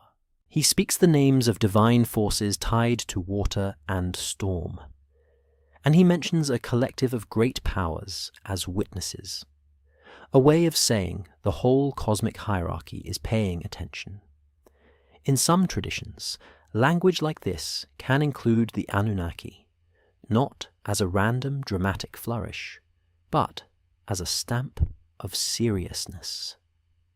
When the biggest forces are invoked, the event becomes official in a sacred sense. One interpretation is that calling on groups of gods in a flood context reinforces the idea that nature is governed, not accidental. It turns chaos into a decision, Which is psychologically easier to hold? The mystery isn't in what we know, but in what we can't confirm, like whether a specific remembered flood lies behind a specific story, or whether the story is a woven blanket made from many smaller disasters. You follow the priest away from the river toward a small room where omen texts are kept. The room smells like old clay and smoke. An assistant lights a lamp and sets it near a tablet. The tablet is not narrative like a myth. It is structured, almost clinical. It lists signs and meanings. If the river rises at a certain time, it means one thing. If the moon looks strange, it means another. If a sheep is born with an unusual mark, it means something else. Most historians agree that Mesopotamians developed extensive traditions of divination and omen interpretation, using systematic collections of signs to guide decisions. The evidence we do have points to educated specialists who observed the sky, tracked patterns, and recorded interpretations, creating a structured approach to uncertainty. You read a line and feel how it works. It turns fear into a procedure. Instead of saying, "We are helpless," it says, "We have a method." Even if the method is not modern science, it is a human attempt to make the world readable. And that brings the Anunnaki question into a new angle that keeps things fresh. What if part of what divine names represent is not only authority in society, but also authority over interpretation? The power to say what events mean. Because if an omen reader declares that a flood is a sign of divine anger, that changes behavior. People might offer more to the temple. They might obey more strictly. They might punish someone as a scapegoat. They might rearrange political alliances. Meaning moves resources. One interpretation is that omen systems can serve as social control, not necessarily by manipulation, but by providing a shared framework that guides collective action. A more cautious explanation could be that people genuinely believe signs reveal divine will, and the social effects are a consequence rather than the aim. Either way, the result is a society that can coordinate its response to fear. Historians still argue whether Mesopotamian divination should be viewed mainly as superstition used by elites to steer politics, or as a sincere intellectual tradition that functioned as an early form of pattern-based reasoning within its cultural assumptions. You step outside again, and the sky is darker now. Stars appear like scattered salt. An observer sits on a rooftop with a board and a stylus, tracking the sky with quiet dedication. He points out a planet, then another, and murmurs names that are both astronomical and divine. In this world, the sky is not only scenery, it is information.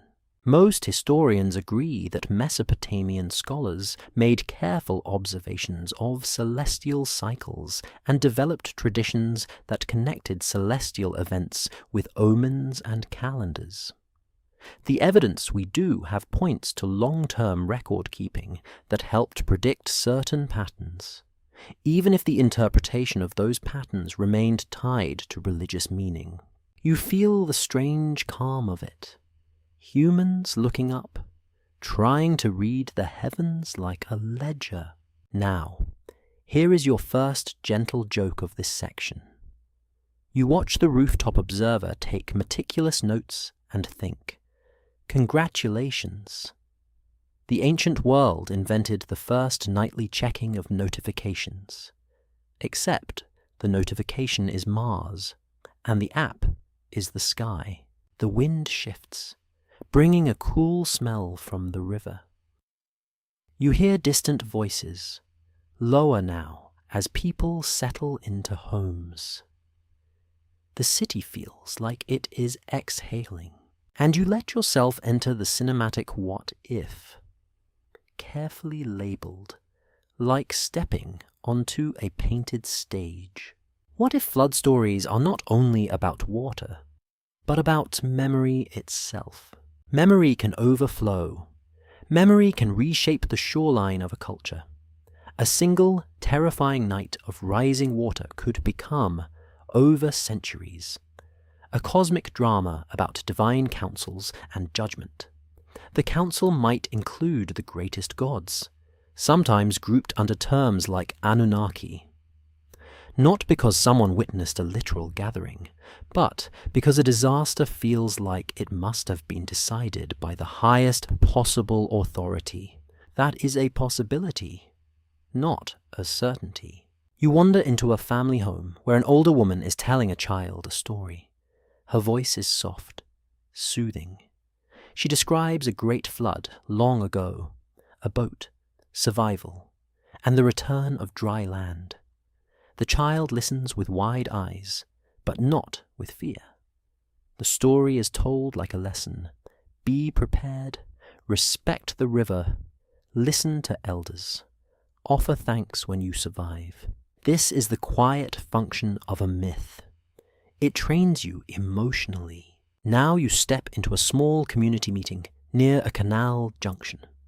Men and women stand around discussing repairs, arguing about whose section of canal needs attention first. Voices rise, then settle. Someone points to the water level and shakes their head. Someone mentions an omen reader's recent warning. Someone suggests a ritual offering.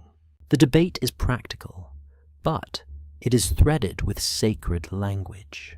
You see how religion and engineering braid together. People dig canals, and people pray.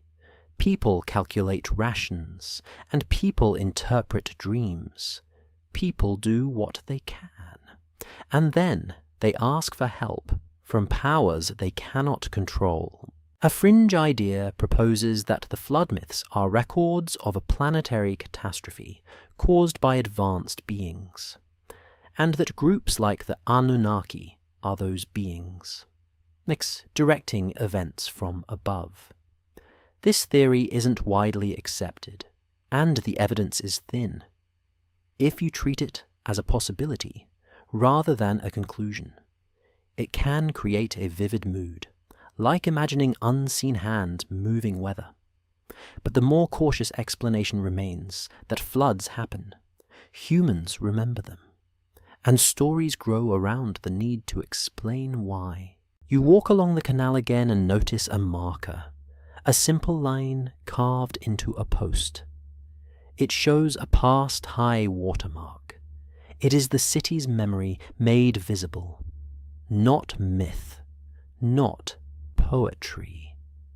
A line that says, "It reached here," and that line is powerful because it does not need gods to be frightening.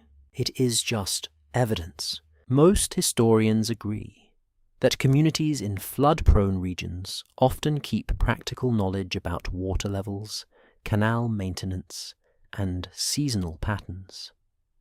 The evidence we do have points to a blend of local memory and institutional oversight, where experience is transmitted through instruction, custom, and recorded notes. One interpretation is that the sacred framing of water events adds emotional weight that helps people remember and comply with communal rules.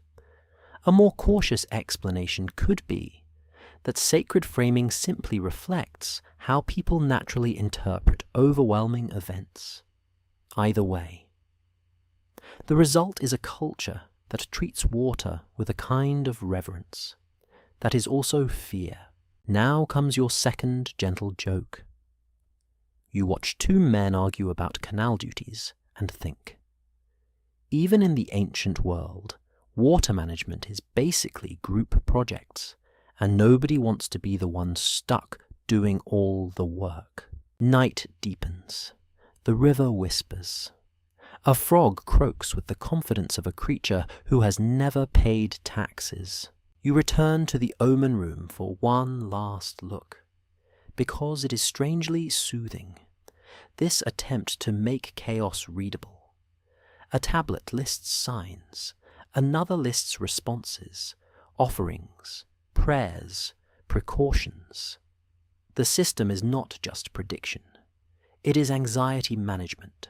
And this is where you gently place the Anunnaki into the frame, without forcing them to be something they are not.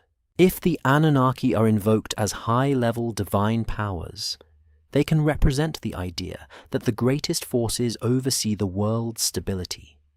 In a flood narrative, that makes sense emotionally. In an omen tradition, that makes sense socially. It says, your suffering is not meaningless. The cosmos is watching. The cosmos has hierarchy. The cosmos might be negotiated with. What if the story is pointing at something else? Not aliens, necessarily. Not secret technology. Something more human, and maybe more haunting. What if the gods, including collective groups like the Anunnaki, are the names people give to the feeling that nature has intentions? Because intention is easier to face than randomness. A storm that chooses to happen can be argued with. A random storm is just cold. That is a possibility, not a certainty. Now you get your third gentle joke, delivered softly as your eyelids start to droop. You think, if the cosmos really is run by a divine council, you hope they at least schedule their floods responsibly, because humans are out here patching levees with vibes and mud. You walk away from the riverbank, and the city's sounds fade into the background. The canal continues to flow, indifferent and essential. The stars continue to turn, steady and silent. And you let the final feeling settle, slow and calm. Flood stories, omen systems, and the sky watching all reveal a society trying to live with uncertainty. Some parts are documented, like irrigation and recorded omens. Some parts are interpretation, like the social role of sacred framing. Some parts are gentle imagination, like picturing a divine council watching the water rise. The solid ground stays solid. The mist stays mist. The river keeps moving. So do you. You walk into a market street where the air is busy with smells that do not politely take turns. You get roasted grain, fish, wet wool, sweat, and the sharp bite of something fermented that probably counts as a beverage and a lifestyle choice. Merchants call out prices. Donkeys complain loudly about their workload. Somewhere a bell rings, not with urgency, just with the casual confidence of commerce. Most historians agree that Mesopotamia sits at the crossroads of wide trade networks, exchanging goods, ideas, and stories across regions through merchants, diplomats, migrants, and conquest. The evidence we do have points to cultural motifs traveling with people, changing shape as they go, like a song that keeps the melody, but swaps the lyrics. A trader from far away lays out objects on a cloth, bright stones, copper tools, a carved pendant. He speaks with an accent you can barely place, and the locals listen because novelty is persuasive. Another trader nearby argues about weights and measures, which is the ancient version of arguing about shipping fees. You step closer to a table where a storyteller is working the crowd. He is not chanting in a temple. He is performing in public, where attention is a currency.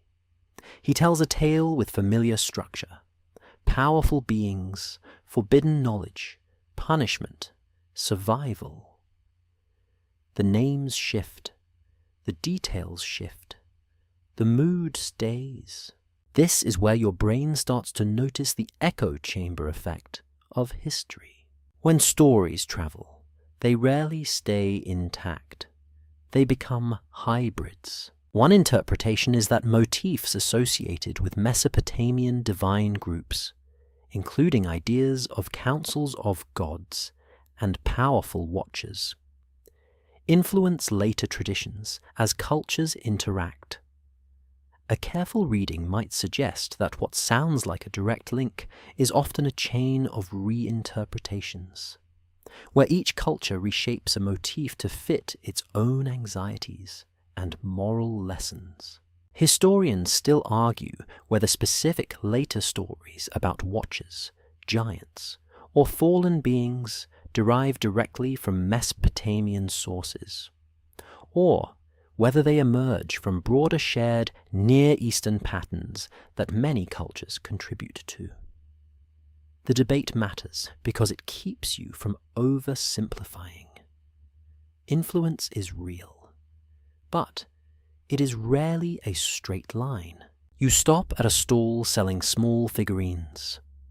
Some are protective spirits, some are animals, some are gods. A merchant explains their uses with a straight face. Place this near the door, bury that under the threshold. Hang this above the bed. He says it like it is normal. Because it is normal here. Protective spirits are not necessarily the same as the Anunnaki, but they live in the same mental ecosystem. A world filled with unseen forces invites categories. Some beings are high, some low, some local, some cosmic. The Anunnaki, when used as a term for major divine powers in certain texts, fit into the high end of that spectrum. The kind of label that sounds grand, even in a whisper. Now you follow a group of merchants toward a caravan yard. Camels grunt, and you can tell they are not impressed by human ambition. Goods are loaded, routes are discussed, dangers are named, heat, bandits, storms, bad luck, political shifts at border towns. And here is a fresh development that keeps the listener engaged. Trade does not only move objects, it moves metaphors. A god name can travel like a brand. A mythic motif can travel like gossip. A story about divine judgment can travel like a warning label. One interpretation is that as Mesopotamian stories spread, the names may be replaced, but the structure remains, like swapping actors, but keeping the script. A more cautious explanation could be that humans in different places face similar problems, so similar stories can arise without direct borrowing. Either way, the result is a web of echoes. You step into a quieter corner where a scribe from a neighboring region is reading a text in a different language. The rhythm is different, but the themes feel familiar. A council of gods, a divine decree, a disaster, a survivor, the human role in maintaining order. You realize that even when the term Anunnaki is not used, the concept of a high-level divine assembly can persist. The label changes. The idea remains. This is where modern myths begin to form. The kind that show up in internet videos with dramatic music and a narrator who sounds like he is trying to sell you a membership program. A popular rumor claims that later traditions about watchers or giants are literally the Anunnaki under a different name.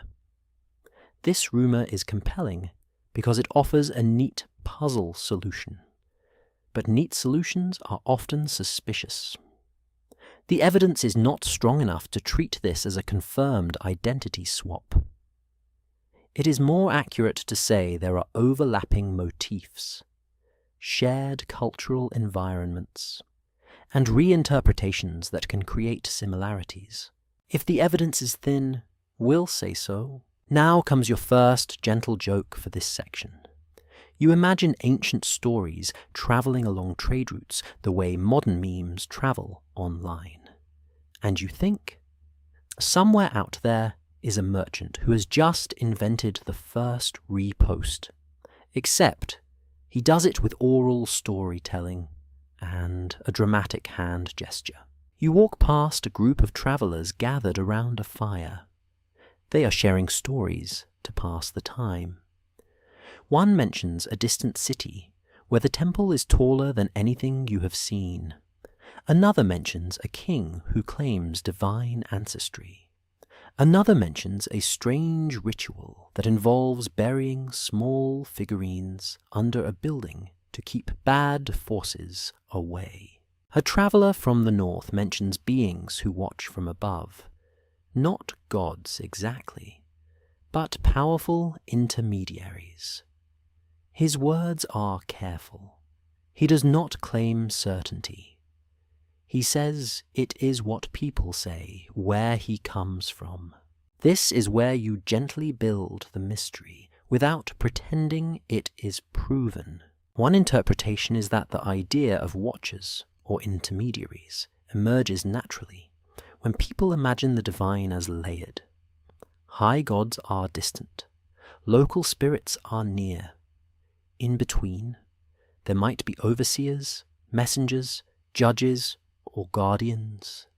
The Anunnaki, depending on context, can be placed in different layers of this imagined hierarchy, which is why later listeners can sometimes map them onto different later categories.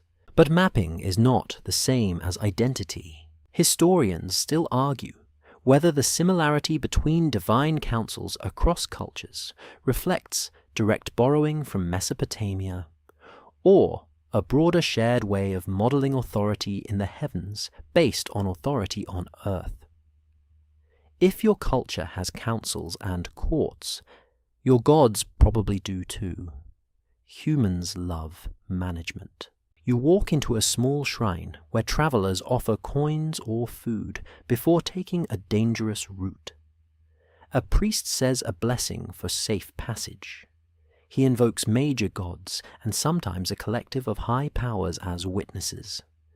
Again, the collective invocation feels like a legal formality. It adds weight. Now, you shift into the cinematic what-if, gentle and labeled. What if the Anunnaki concept, as a label for high-level divine authority, becomes a kind of seed? The seed falls into different soils across centuries. In one soil, it sprouts into stories about watchers. In another, it sprouts into stories about giants. In another, it becomes a moral warning about pride and forbidden knowledge. The plant looks different in each place, but the seed carried a certain flavor of cosmic hierarchy. That is a possibility, not a certainty. A fringe idea proposes that all these later watcher and giant traditions are distorted memories of a real non-human ruling class, and that the Anunnaki are the original name of that class. This theory isn't widely accepted. It tends to combine motifs from different times and places into a single dramatic narrative. The trouble is that cultural transmission usually creates complexity, not a single clean line. You let the fringe idea sit on the edge of the lamplight. Intriguing, but not dominating. Now you take a walk through a cemetery outside the city walls. It is quiet. The ground is uneven. Small markers sit like pauses in the earth. This is not a scary scene. It is solemn, and the night air is cool. Here, the underworld themes become more relevant. In some Mesopotamian traditions, Certain divine groups are associated with the underworld or with judgment. The Anunnaki term, depending on text and period, can be linked with the underworld in some contexts. That can create confusion for modern readers who want a single definition. But for ancient people, a term could slide between contexts without breaking. Language is flexible. One interpretation is that the Underworld Association reflects the need to imagine cosmic bureaucracy even after death. Who decides your fate? Who records your deeds? Who manages the boundary between life and death? Humans do not stop organizing just because the topic is mortality. Now comes your second gentle joke. You picture an underworld office with divine clerks stamping documents and think, even in the afterlife. You probably need the right paperwork. Somewhere a soul is being told. Please take a number. You step away from the cemetery and return toward the city. On the road, you pass a group of children playing a game where they pretend to be powerful beings. One is a king. One is a god. One is a monster. They argue, then laugh. The game is a tiny demonstration of how myths live. They become play. They become rehearsal for adulthood. Most historians agree that stories and rituals are transmitted socially through performance, instruction, and repetition, not only through formal texts. The evidence we do have points to myth as a shared cultural resource that shapes identity and behavior. One interpretation is that this social transmission makes motifs resilient. They survive conquest. They survive language change. They survive migrations. The names may change, but the structures endure. Night deepens, the market quiets, the caravan yard settles, the fires burn low. You stand near a city gate and watch a last traveller slip in, dusty and tired. He pays a small fee. He receives a token. He is allowed entry. Even the city itself has layers and categories. Inside, outside, citizen, stranger, protected, unprotected. That same layering is mirrored in how people imagine the unseen world. And now you understand, in a fresh way, why modern myths love the Anunnaki. The term is flexible. It is powerful. It can be mapped onto many later ideas. It can be used to stitch together a grand narrative. But the careful approach keeps you steady. Some parts are documented. Trade networks spread goods and ideas. And Mesopotamian motifs influence later cultures in complex ways. Some parts are interpretation. Similarities in later traditions may reflect chains of reinterpretation or shared patterns of thought. Some parts are gentle imagination. What if a single term for divine authority becomes a traveling seed that sprouts into many later legends, making it feel like one hidden story when it is really many overlapping echoes? You breathe out slowly. The city gate closes. The night is calm, and the stories keep moving, carried by feet, by voices, and by the quiet human habit of turning fear and wonder into something you can tell around a fire. You step into a small room that feels like a workshop for ideas. A low table, a stack of tablets, a few reed styluses, a bowl of water for smoothing clay. The lamplight is steady, and the quiet is the kind that makes even your thoughts speak more softly. A scholar sits across from you, older, patient, and slightly amused in the way people get when they have watched the same misunderstanding repeat for decades. He is not here to crush wonder. He is here to separate solid ground from fog, so you can still enjoy the fog without falling into it. Most historians agree that understanding ancient Mesopotamian texts depends on context, language, genre, and the long history of copying and translation. The evidence we do have points to a complicated textual world, where one term can shift meaning across time, and where later retellings can reshape earlier ideas. That means the biggest danger in Anunnaki discussions is not mystery. It is oversimplification. The scholar slides a tablet toward you. It is not a myth. It is a lexical list, the kind that organizes words, names, and categories. Another tablet is a hymn with formal praise language. Another is an administrative record. Another is a ritual instruction. He places them side by side like a teacher laying out ingredients. Then he points at the same term, appearing in different places. You can feel the trap. If you pull a term out of one genre and treat it like it must mean the same thing everywhere, you will build a story that feels coherent, but is not necessarily accurate. One interpretation is that many modern Anunnaki narratives are built by mixing genres without noticing. A line from a myth is treated like a historical report. A ritual phrase is treated like a literal description. A god list is treated like a roster of real beings with job titles. A more cautious explanation could be that people do this because the human brain loves a single storyline.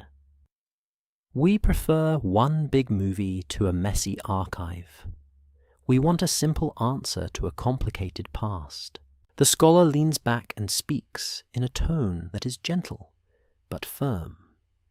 He says that translation itself is a minefield. Words rarely map perfectly across languages.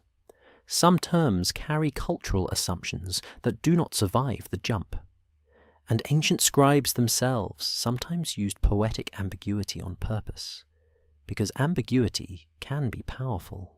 Historians still argue whether certain disputed translations that circulate widely in pop culture reflect misunderstandings, outdated scholarship, or deliberate sensationalism.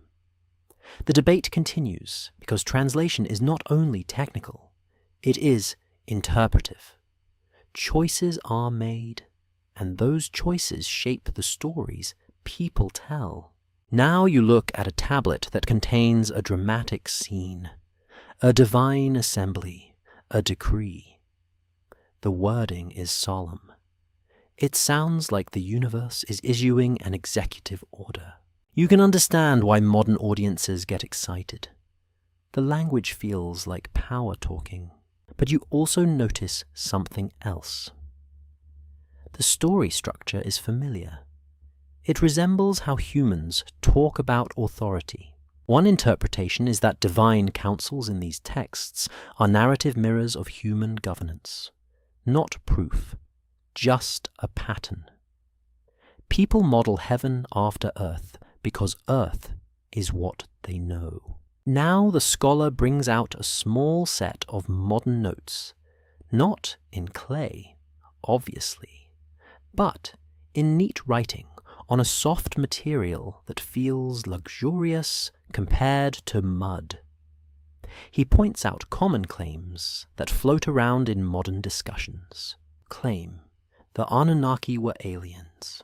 Claim, the texts say humans were genetically engineered. Claim, specific ancient words mean rocket or spaceship. He does not mock the curiosity. He treats it as a symptom of a deeper desire, to feel connected to a secret, to feel that the past is more dramatic than it appears, to feel that humans didn't do all this alone. A careful reading might suggest that modern Anunnaki stories often reflect modern anxieties and hopes. Anxiety about who really controls society. Hope that humanity has a hidden origin story that explains suffering. Fascination with technology projected backward into the ancient world.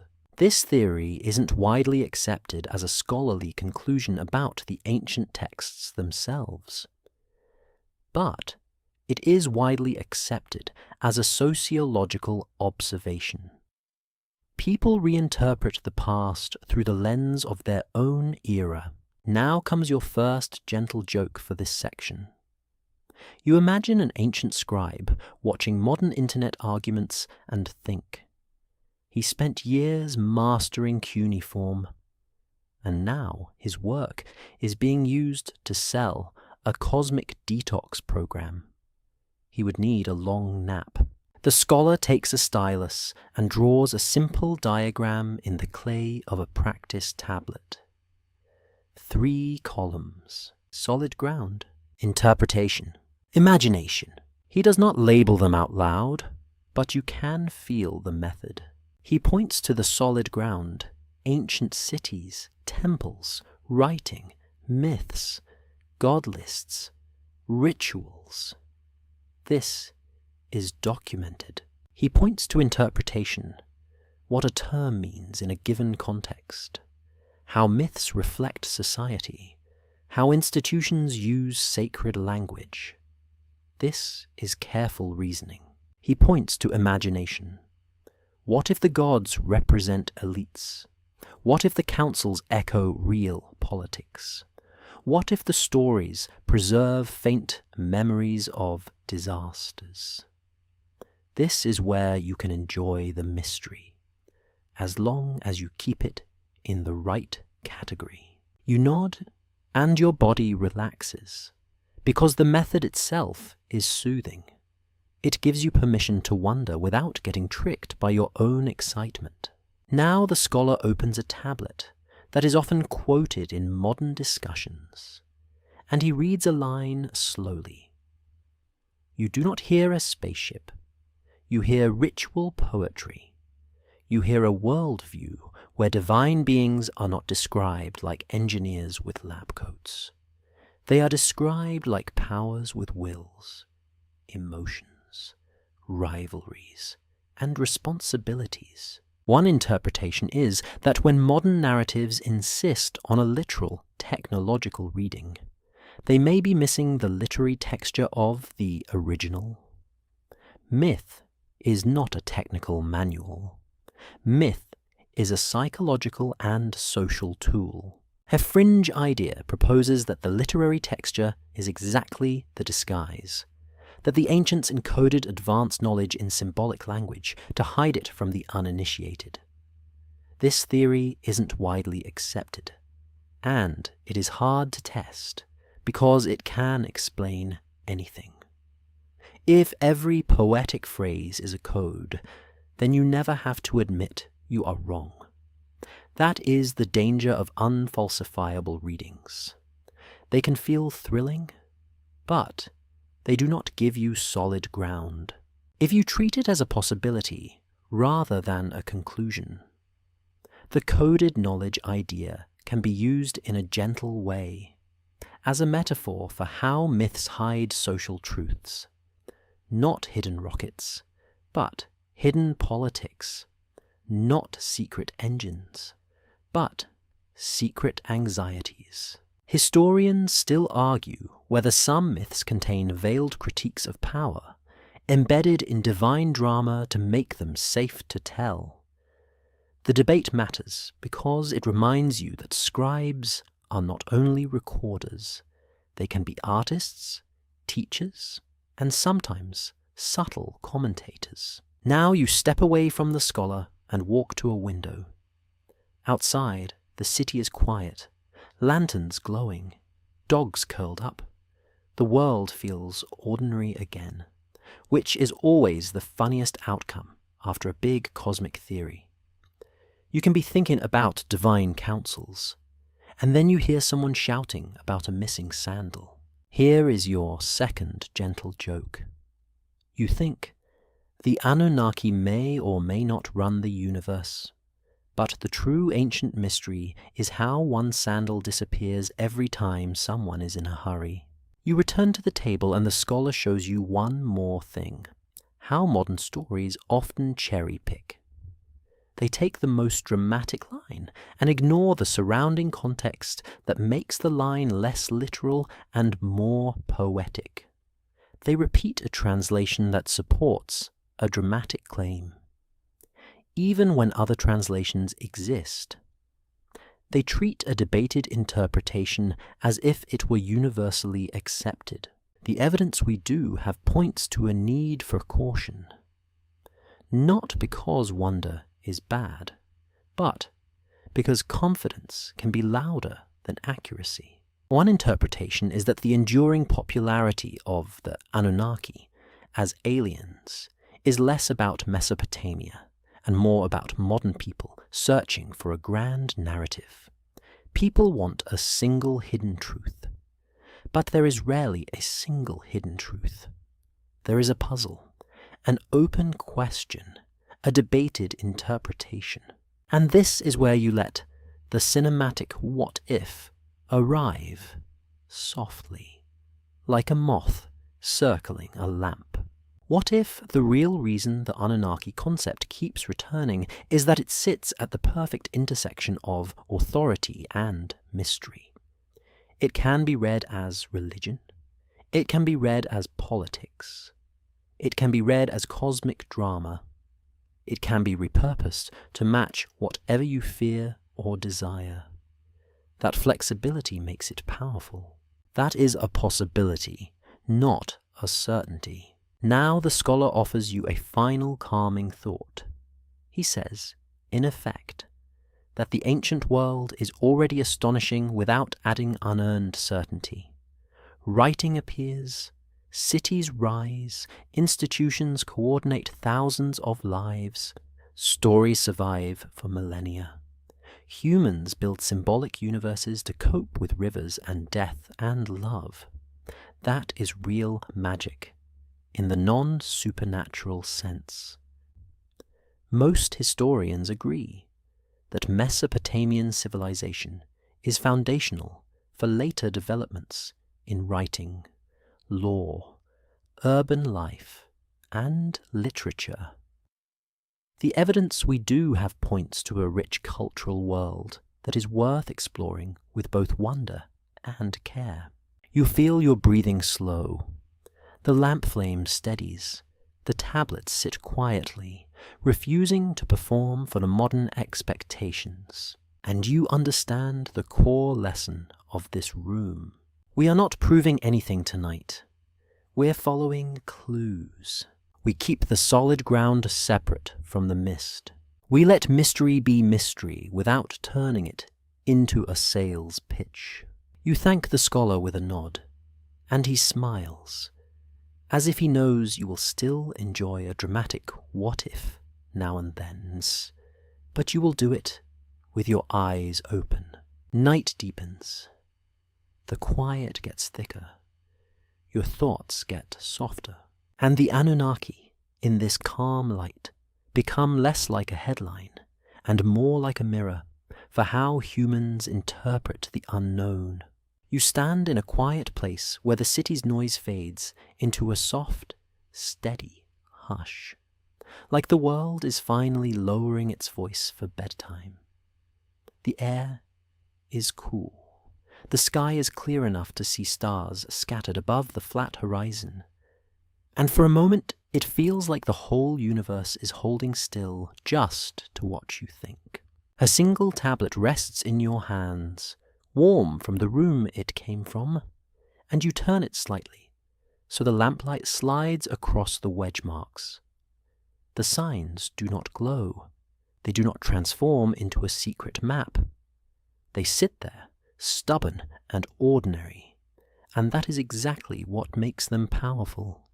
This is a human technology, pressed clay that remembers. Most historians agree that the Anunnaki belong to the religious world of ancient Mesopotamia, appearing in different kinds of texts in ways that reflect myth, ritual, and theology, rather than modern science fiction. The evidence we do have points to a term that can refer to a collective of significant divine beings, often connected in some traditions to the high divine order associated with An, and used differently depending on time, place, and genre. So you ask, calmly, without trying to force a single dramatic answer, who were they really? You let the simplest mainstream answer land first. They are gods, in the Mesopotamian sense. That sense can include personalities, powers, titles, and cosmic roles. A god can be a character in a myth, and also the identity of a temple, and also the sacred owner of fields, and also the moral witness to an oath. Divine names can be spiritual and administrative in the same breath, because the ancient world does not neatly separate those categories. Now you take one step into interpretation, carefully, like testing water temperature with your toes. One interpretation is that the Anunnaki are not best understood as a biological species. They can be understood as a framework term, a way of grouping the highest authorities of the unseen world, much like a society groups the highest authorities of the seen world. A careful reading might suggest that when a text invokes a group of great gods, it is doing something socially useful. It makes the moment heavier. It makes the decision feel larger than any single voice. It gives power a chorus. And here you allow a gentle cinematic possibility, labeled properly so it stays dreamy instead of deceptive. What if the reason the Anunnaki feel so magnetic is that they sit at the intersection of two human instincts, the instinct to build a hierarchy, and the instinct to wonder if the hierarchy is hiding something? You are not proving anything tonight. You are following clues. And one clue is that human beings are incredibly good at giving the invisible a name. You walk slowly along a street where doorways are dark and quiet. You pass a small shrine set into a wall, just a niche with a bowl and a trace of ash. Someone has left a pinch of grain there, a tiny offering that is almost nothing and also everything, because it is a person saying, "I acknowledge forces beyond me." Most historians agree that everyday religious practice in Mesopotamia includes household shrines, offerings, prayers, and rituals aimed at protection and stability. The evidence we do have points to belief as a lived routine, not just a set of grand myths. That matters because it keeps the Anunnaki in their proper habitat, a world where religion is daily life. Now you step into the puzzle that modern people love. A popular rumor claims the Anunnaki were not gods at all, but advanced outsiders remembered and worshipped because their technology looked like magic. This theory isn't widely accepted, and the evidence is thin. The texts do not read like technical reports. They read like mythic and ritual language shaped by human experience. If you treat it as a possibility rather than a conclusion, it can remain a cinematic what-if, a nighttime mood that makes the stars feel closer. But the more cautious explanation could be simpler and, in its own way, more unsettling. The Anunnaki might be what it looks like when institutions, nature, and authority become sacred in the imagination. Not because someone is running a secret lab, but because humans need a story that makes power feel legitimate, and need a story that makes suffering feel meaningful. Historians still argue whether the primary function of these divine group terms is theological, meaning describing the structure of the divine world. Or pragmatic, meaning reinforcing social order through sacred language. Or whether it is always a blend that changes by context. You pause at a doorway where light spills out. Inside, an older man is teaching a child how to press signs into clay. The child's hands are clumsy. The wedges are uneven. The older man corrects the angle patiently, guiding the reed like a music teacher guiding a violin bow. You realize this is the real engine behind everything: transmission. A term survives because it is taught. A concept survives because it is repeated. A myth survives because it is performed. A god survives because a community keeps saying the name. One interpretation is that the Anunnaki are not a single fixed group with a single story, but a reusable category that different writers can deploy for different purposes. In a myth, it adds grandeur. In a ritual, it adds weight. In a worldview, it adds structure. The same name can do multiple jobs. And now, because bedtime stories are allowed to be a little playful, you get your first light joke. You imagine an ancient scribe saying, "We need the scene to feel official," and another scribe replying, "Add the Anunnaki. It's the ancient equivalent of an executive signature." Humans have always loved stamps. You stroll toward a canal, and the water moves quietly, reflecting starlight in little broken pieces. The canal is a reminder that the world these texts come from is not abstract. It is physical. It is mud and heat and water and harvest and illness, and the constant balancing act of survival. Most historians agree that environmental uncertainty, including floods and droughts, shapes Mesopotamian life and informs its religious imagination.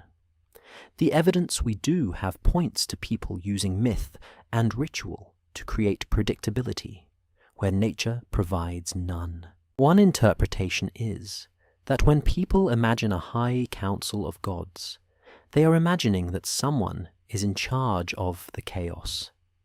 Someone sees the whole board. Someone can be appealed to, even if that appeal is just a prayer whispered to the dark. Now you allow yourself a carefully framed what if again, gentle as a blanket. What if the Anunnaki are not meant to be identified, like suspects in a mystery, but experienced, like a mood in a room, the mood of being watched by a larger order, the mood of living under decisions you cannot fully understand, the mood of trying to stay safe by staying aligned. That is a possibility, not a certainty. A cat slips across the street in front of you, silent and confident, as if it knows it is sacred. It pauses, looks at you, and then continues without explanation, which honestly feels like a divine behavior. That is joke too, and it is also accurate. You reach a small open square where a few people are gathered, speaking in low voices about a dispute, a boundary, a debt, a promise, made and broken. An elder listens, a scribe writes, a decision is reached. Someone invokes divine witness language to bind the agreement. This is where gods become part of enforcement without needing to be physically present. The sacred acts like a social glue and a social fence. It keeps relationships from sliding into chaos. One interpretation is that the Anunnaki, as a collective divine category, can represent the ultimate witnesses, the highest possible authority behind the rules. When people say the greatest powers know, it makes a promise heavier. It makes cheating feel riskier. You listen to the voices, and you notice the calm realism. Nobody is talking about starships. They are talking about barley. They are talking about fairness. They are talking about peace. This is the emotional center of the ancient world, trying to make life livable. And here comes a third joke, soft and sleepy. You think, if the universe really has a divine council, you hope they spend at least 5 minutes a week on the lost sandals problem, because it keeps happening, and it's frankly disrespectful. Now you return to the tablet in your hands. You trace a line with your finger, not reading every sign, but feeling the intention. Someone wrote this to preserve a structure of meaning. Someone wrote it to anchor a community. Someone wrote it so that the world would feel ordered. Most historians agree that Mesopotamian texts include a mix of administration, law, ritual, and myth, and that these categories overlap in how they reinforce societal structures. The evidence we do have points to scribes as essential mediators of culture, keeping names, narratives, and systems stable across generations. One interpretation is that the Anunnaki are a reminder of how humans build reality in layers. There is the physical layer, canals and fields. There is the social layer, institutions and laws. There is the symbolic layer, gods and myths. The layers interact. They do not cancel each other. They hold each other up. So who are the Anunnaki really? On solid ground, they were divine figures within a Mesopotamian religious framework, invoked in ways that vary across time and text. In interpretation, they can also be read as a language of authority, a way to describe the highest tier of power, and sometimes a way to legitimize decisions in a world that needs stability. In gentle imagination, they can be a mask for the feeling that history itself is guided by forces beyond any single person, whether those forces are nature, institutions, or the human mind's hunger for pattern. You stop walking and simply stand for a moment, letting the night air cool your face. The city sleeps in pockets. A lamp flickers. A distant voice hushes a child. Somewhere, water moves through reeds with a soft shushing sound, like the world is telling you to settle down. And now the wind down begins, slow and soft, with longer sentences and fewer sharp edges, the way a bedtime story should ease you toward rest. You let the Anunnaki become less like a riddle you must solve, and more like a doorway you can stand near without rushing through. Because some doors are meant to stay half open, letting in just enough mystery to make the night feel alive. You can accept that ancient people named powers in the way they understood powers, and that those names carried many jobs at once: comfort, warning, order, beauty, and sometimes the quiet pressure of authority. You can accept that translation and context shape what you think you are hearing, and that the best approach is gentle curiosity instead of absolute certainty. You can let the strongest facts remain steady, like firm ground under your feet, while the softer possibilities drift like mist over a canal at night, pretty to look at and not meant to be grabbed. You breathe in slowly, and you breathe out even more slowly, and you imagine the lamp being turned down until the shadows soften and the wedge marks on the tablet blur into simple texture. The city's worries become distant and small. The gods become names, and the names become echoes, and the echoes become silence. Your mind does not need to chase anything now. It can simply rest inside the calm idea that the past is vast and human and full of stories that still know how to lull you to sleep. End of script. Sweet dreams.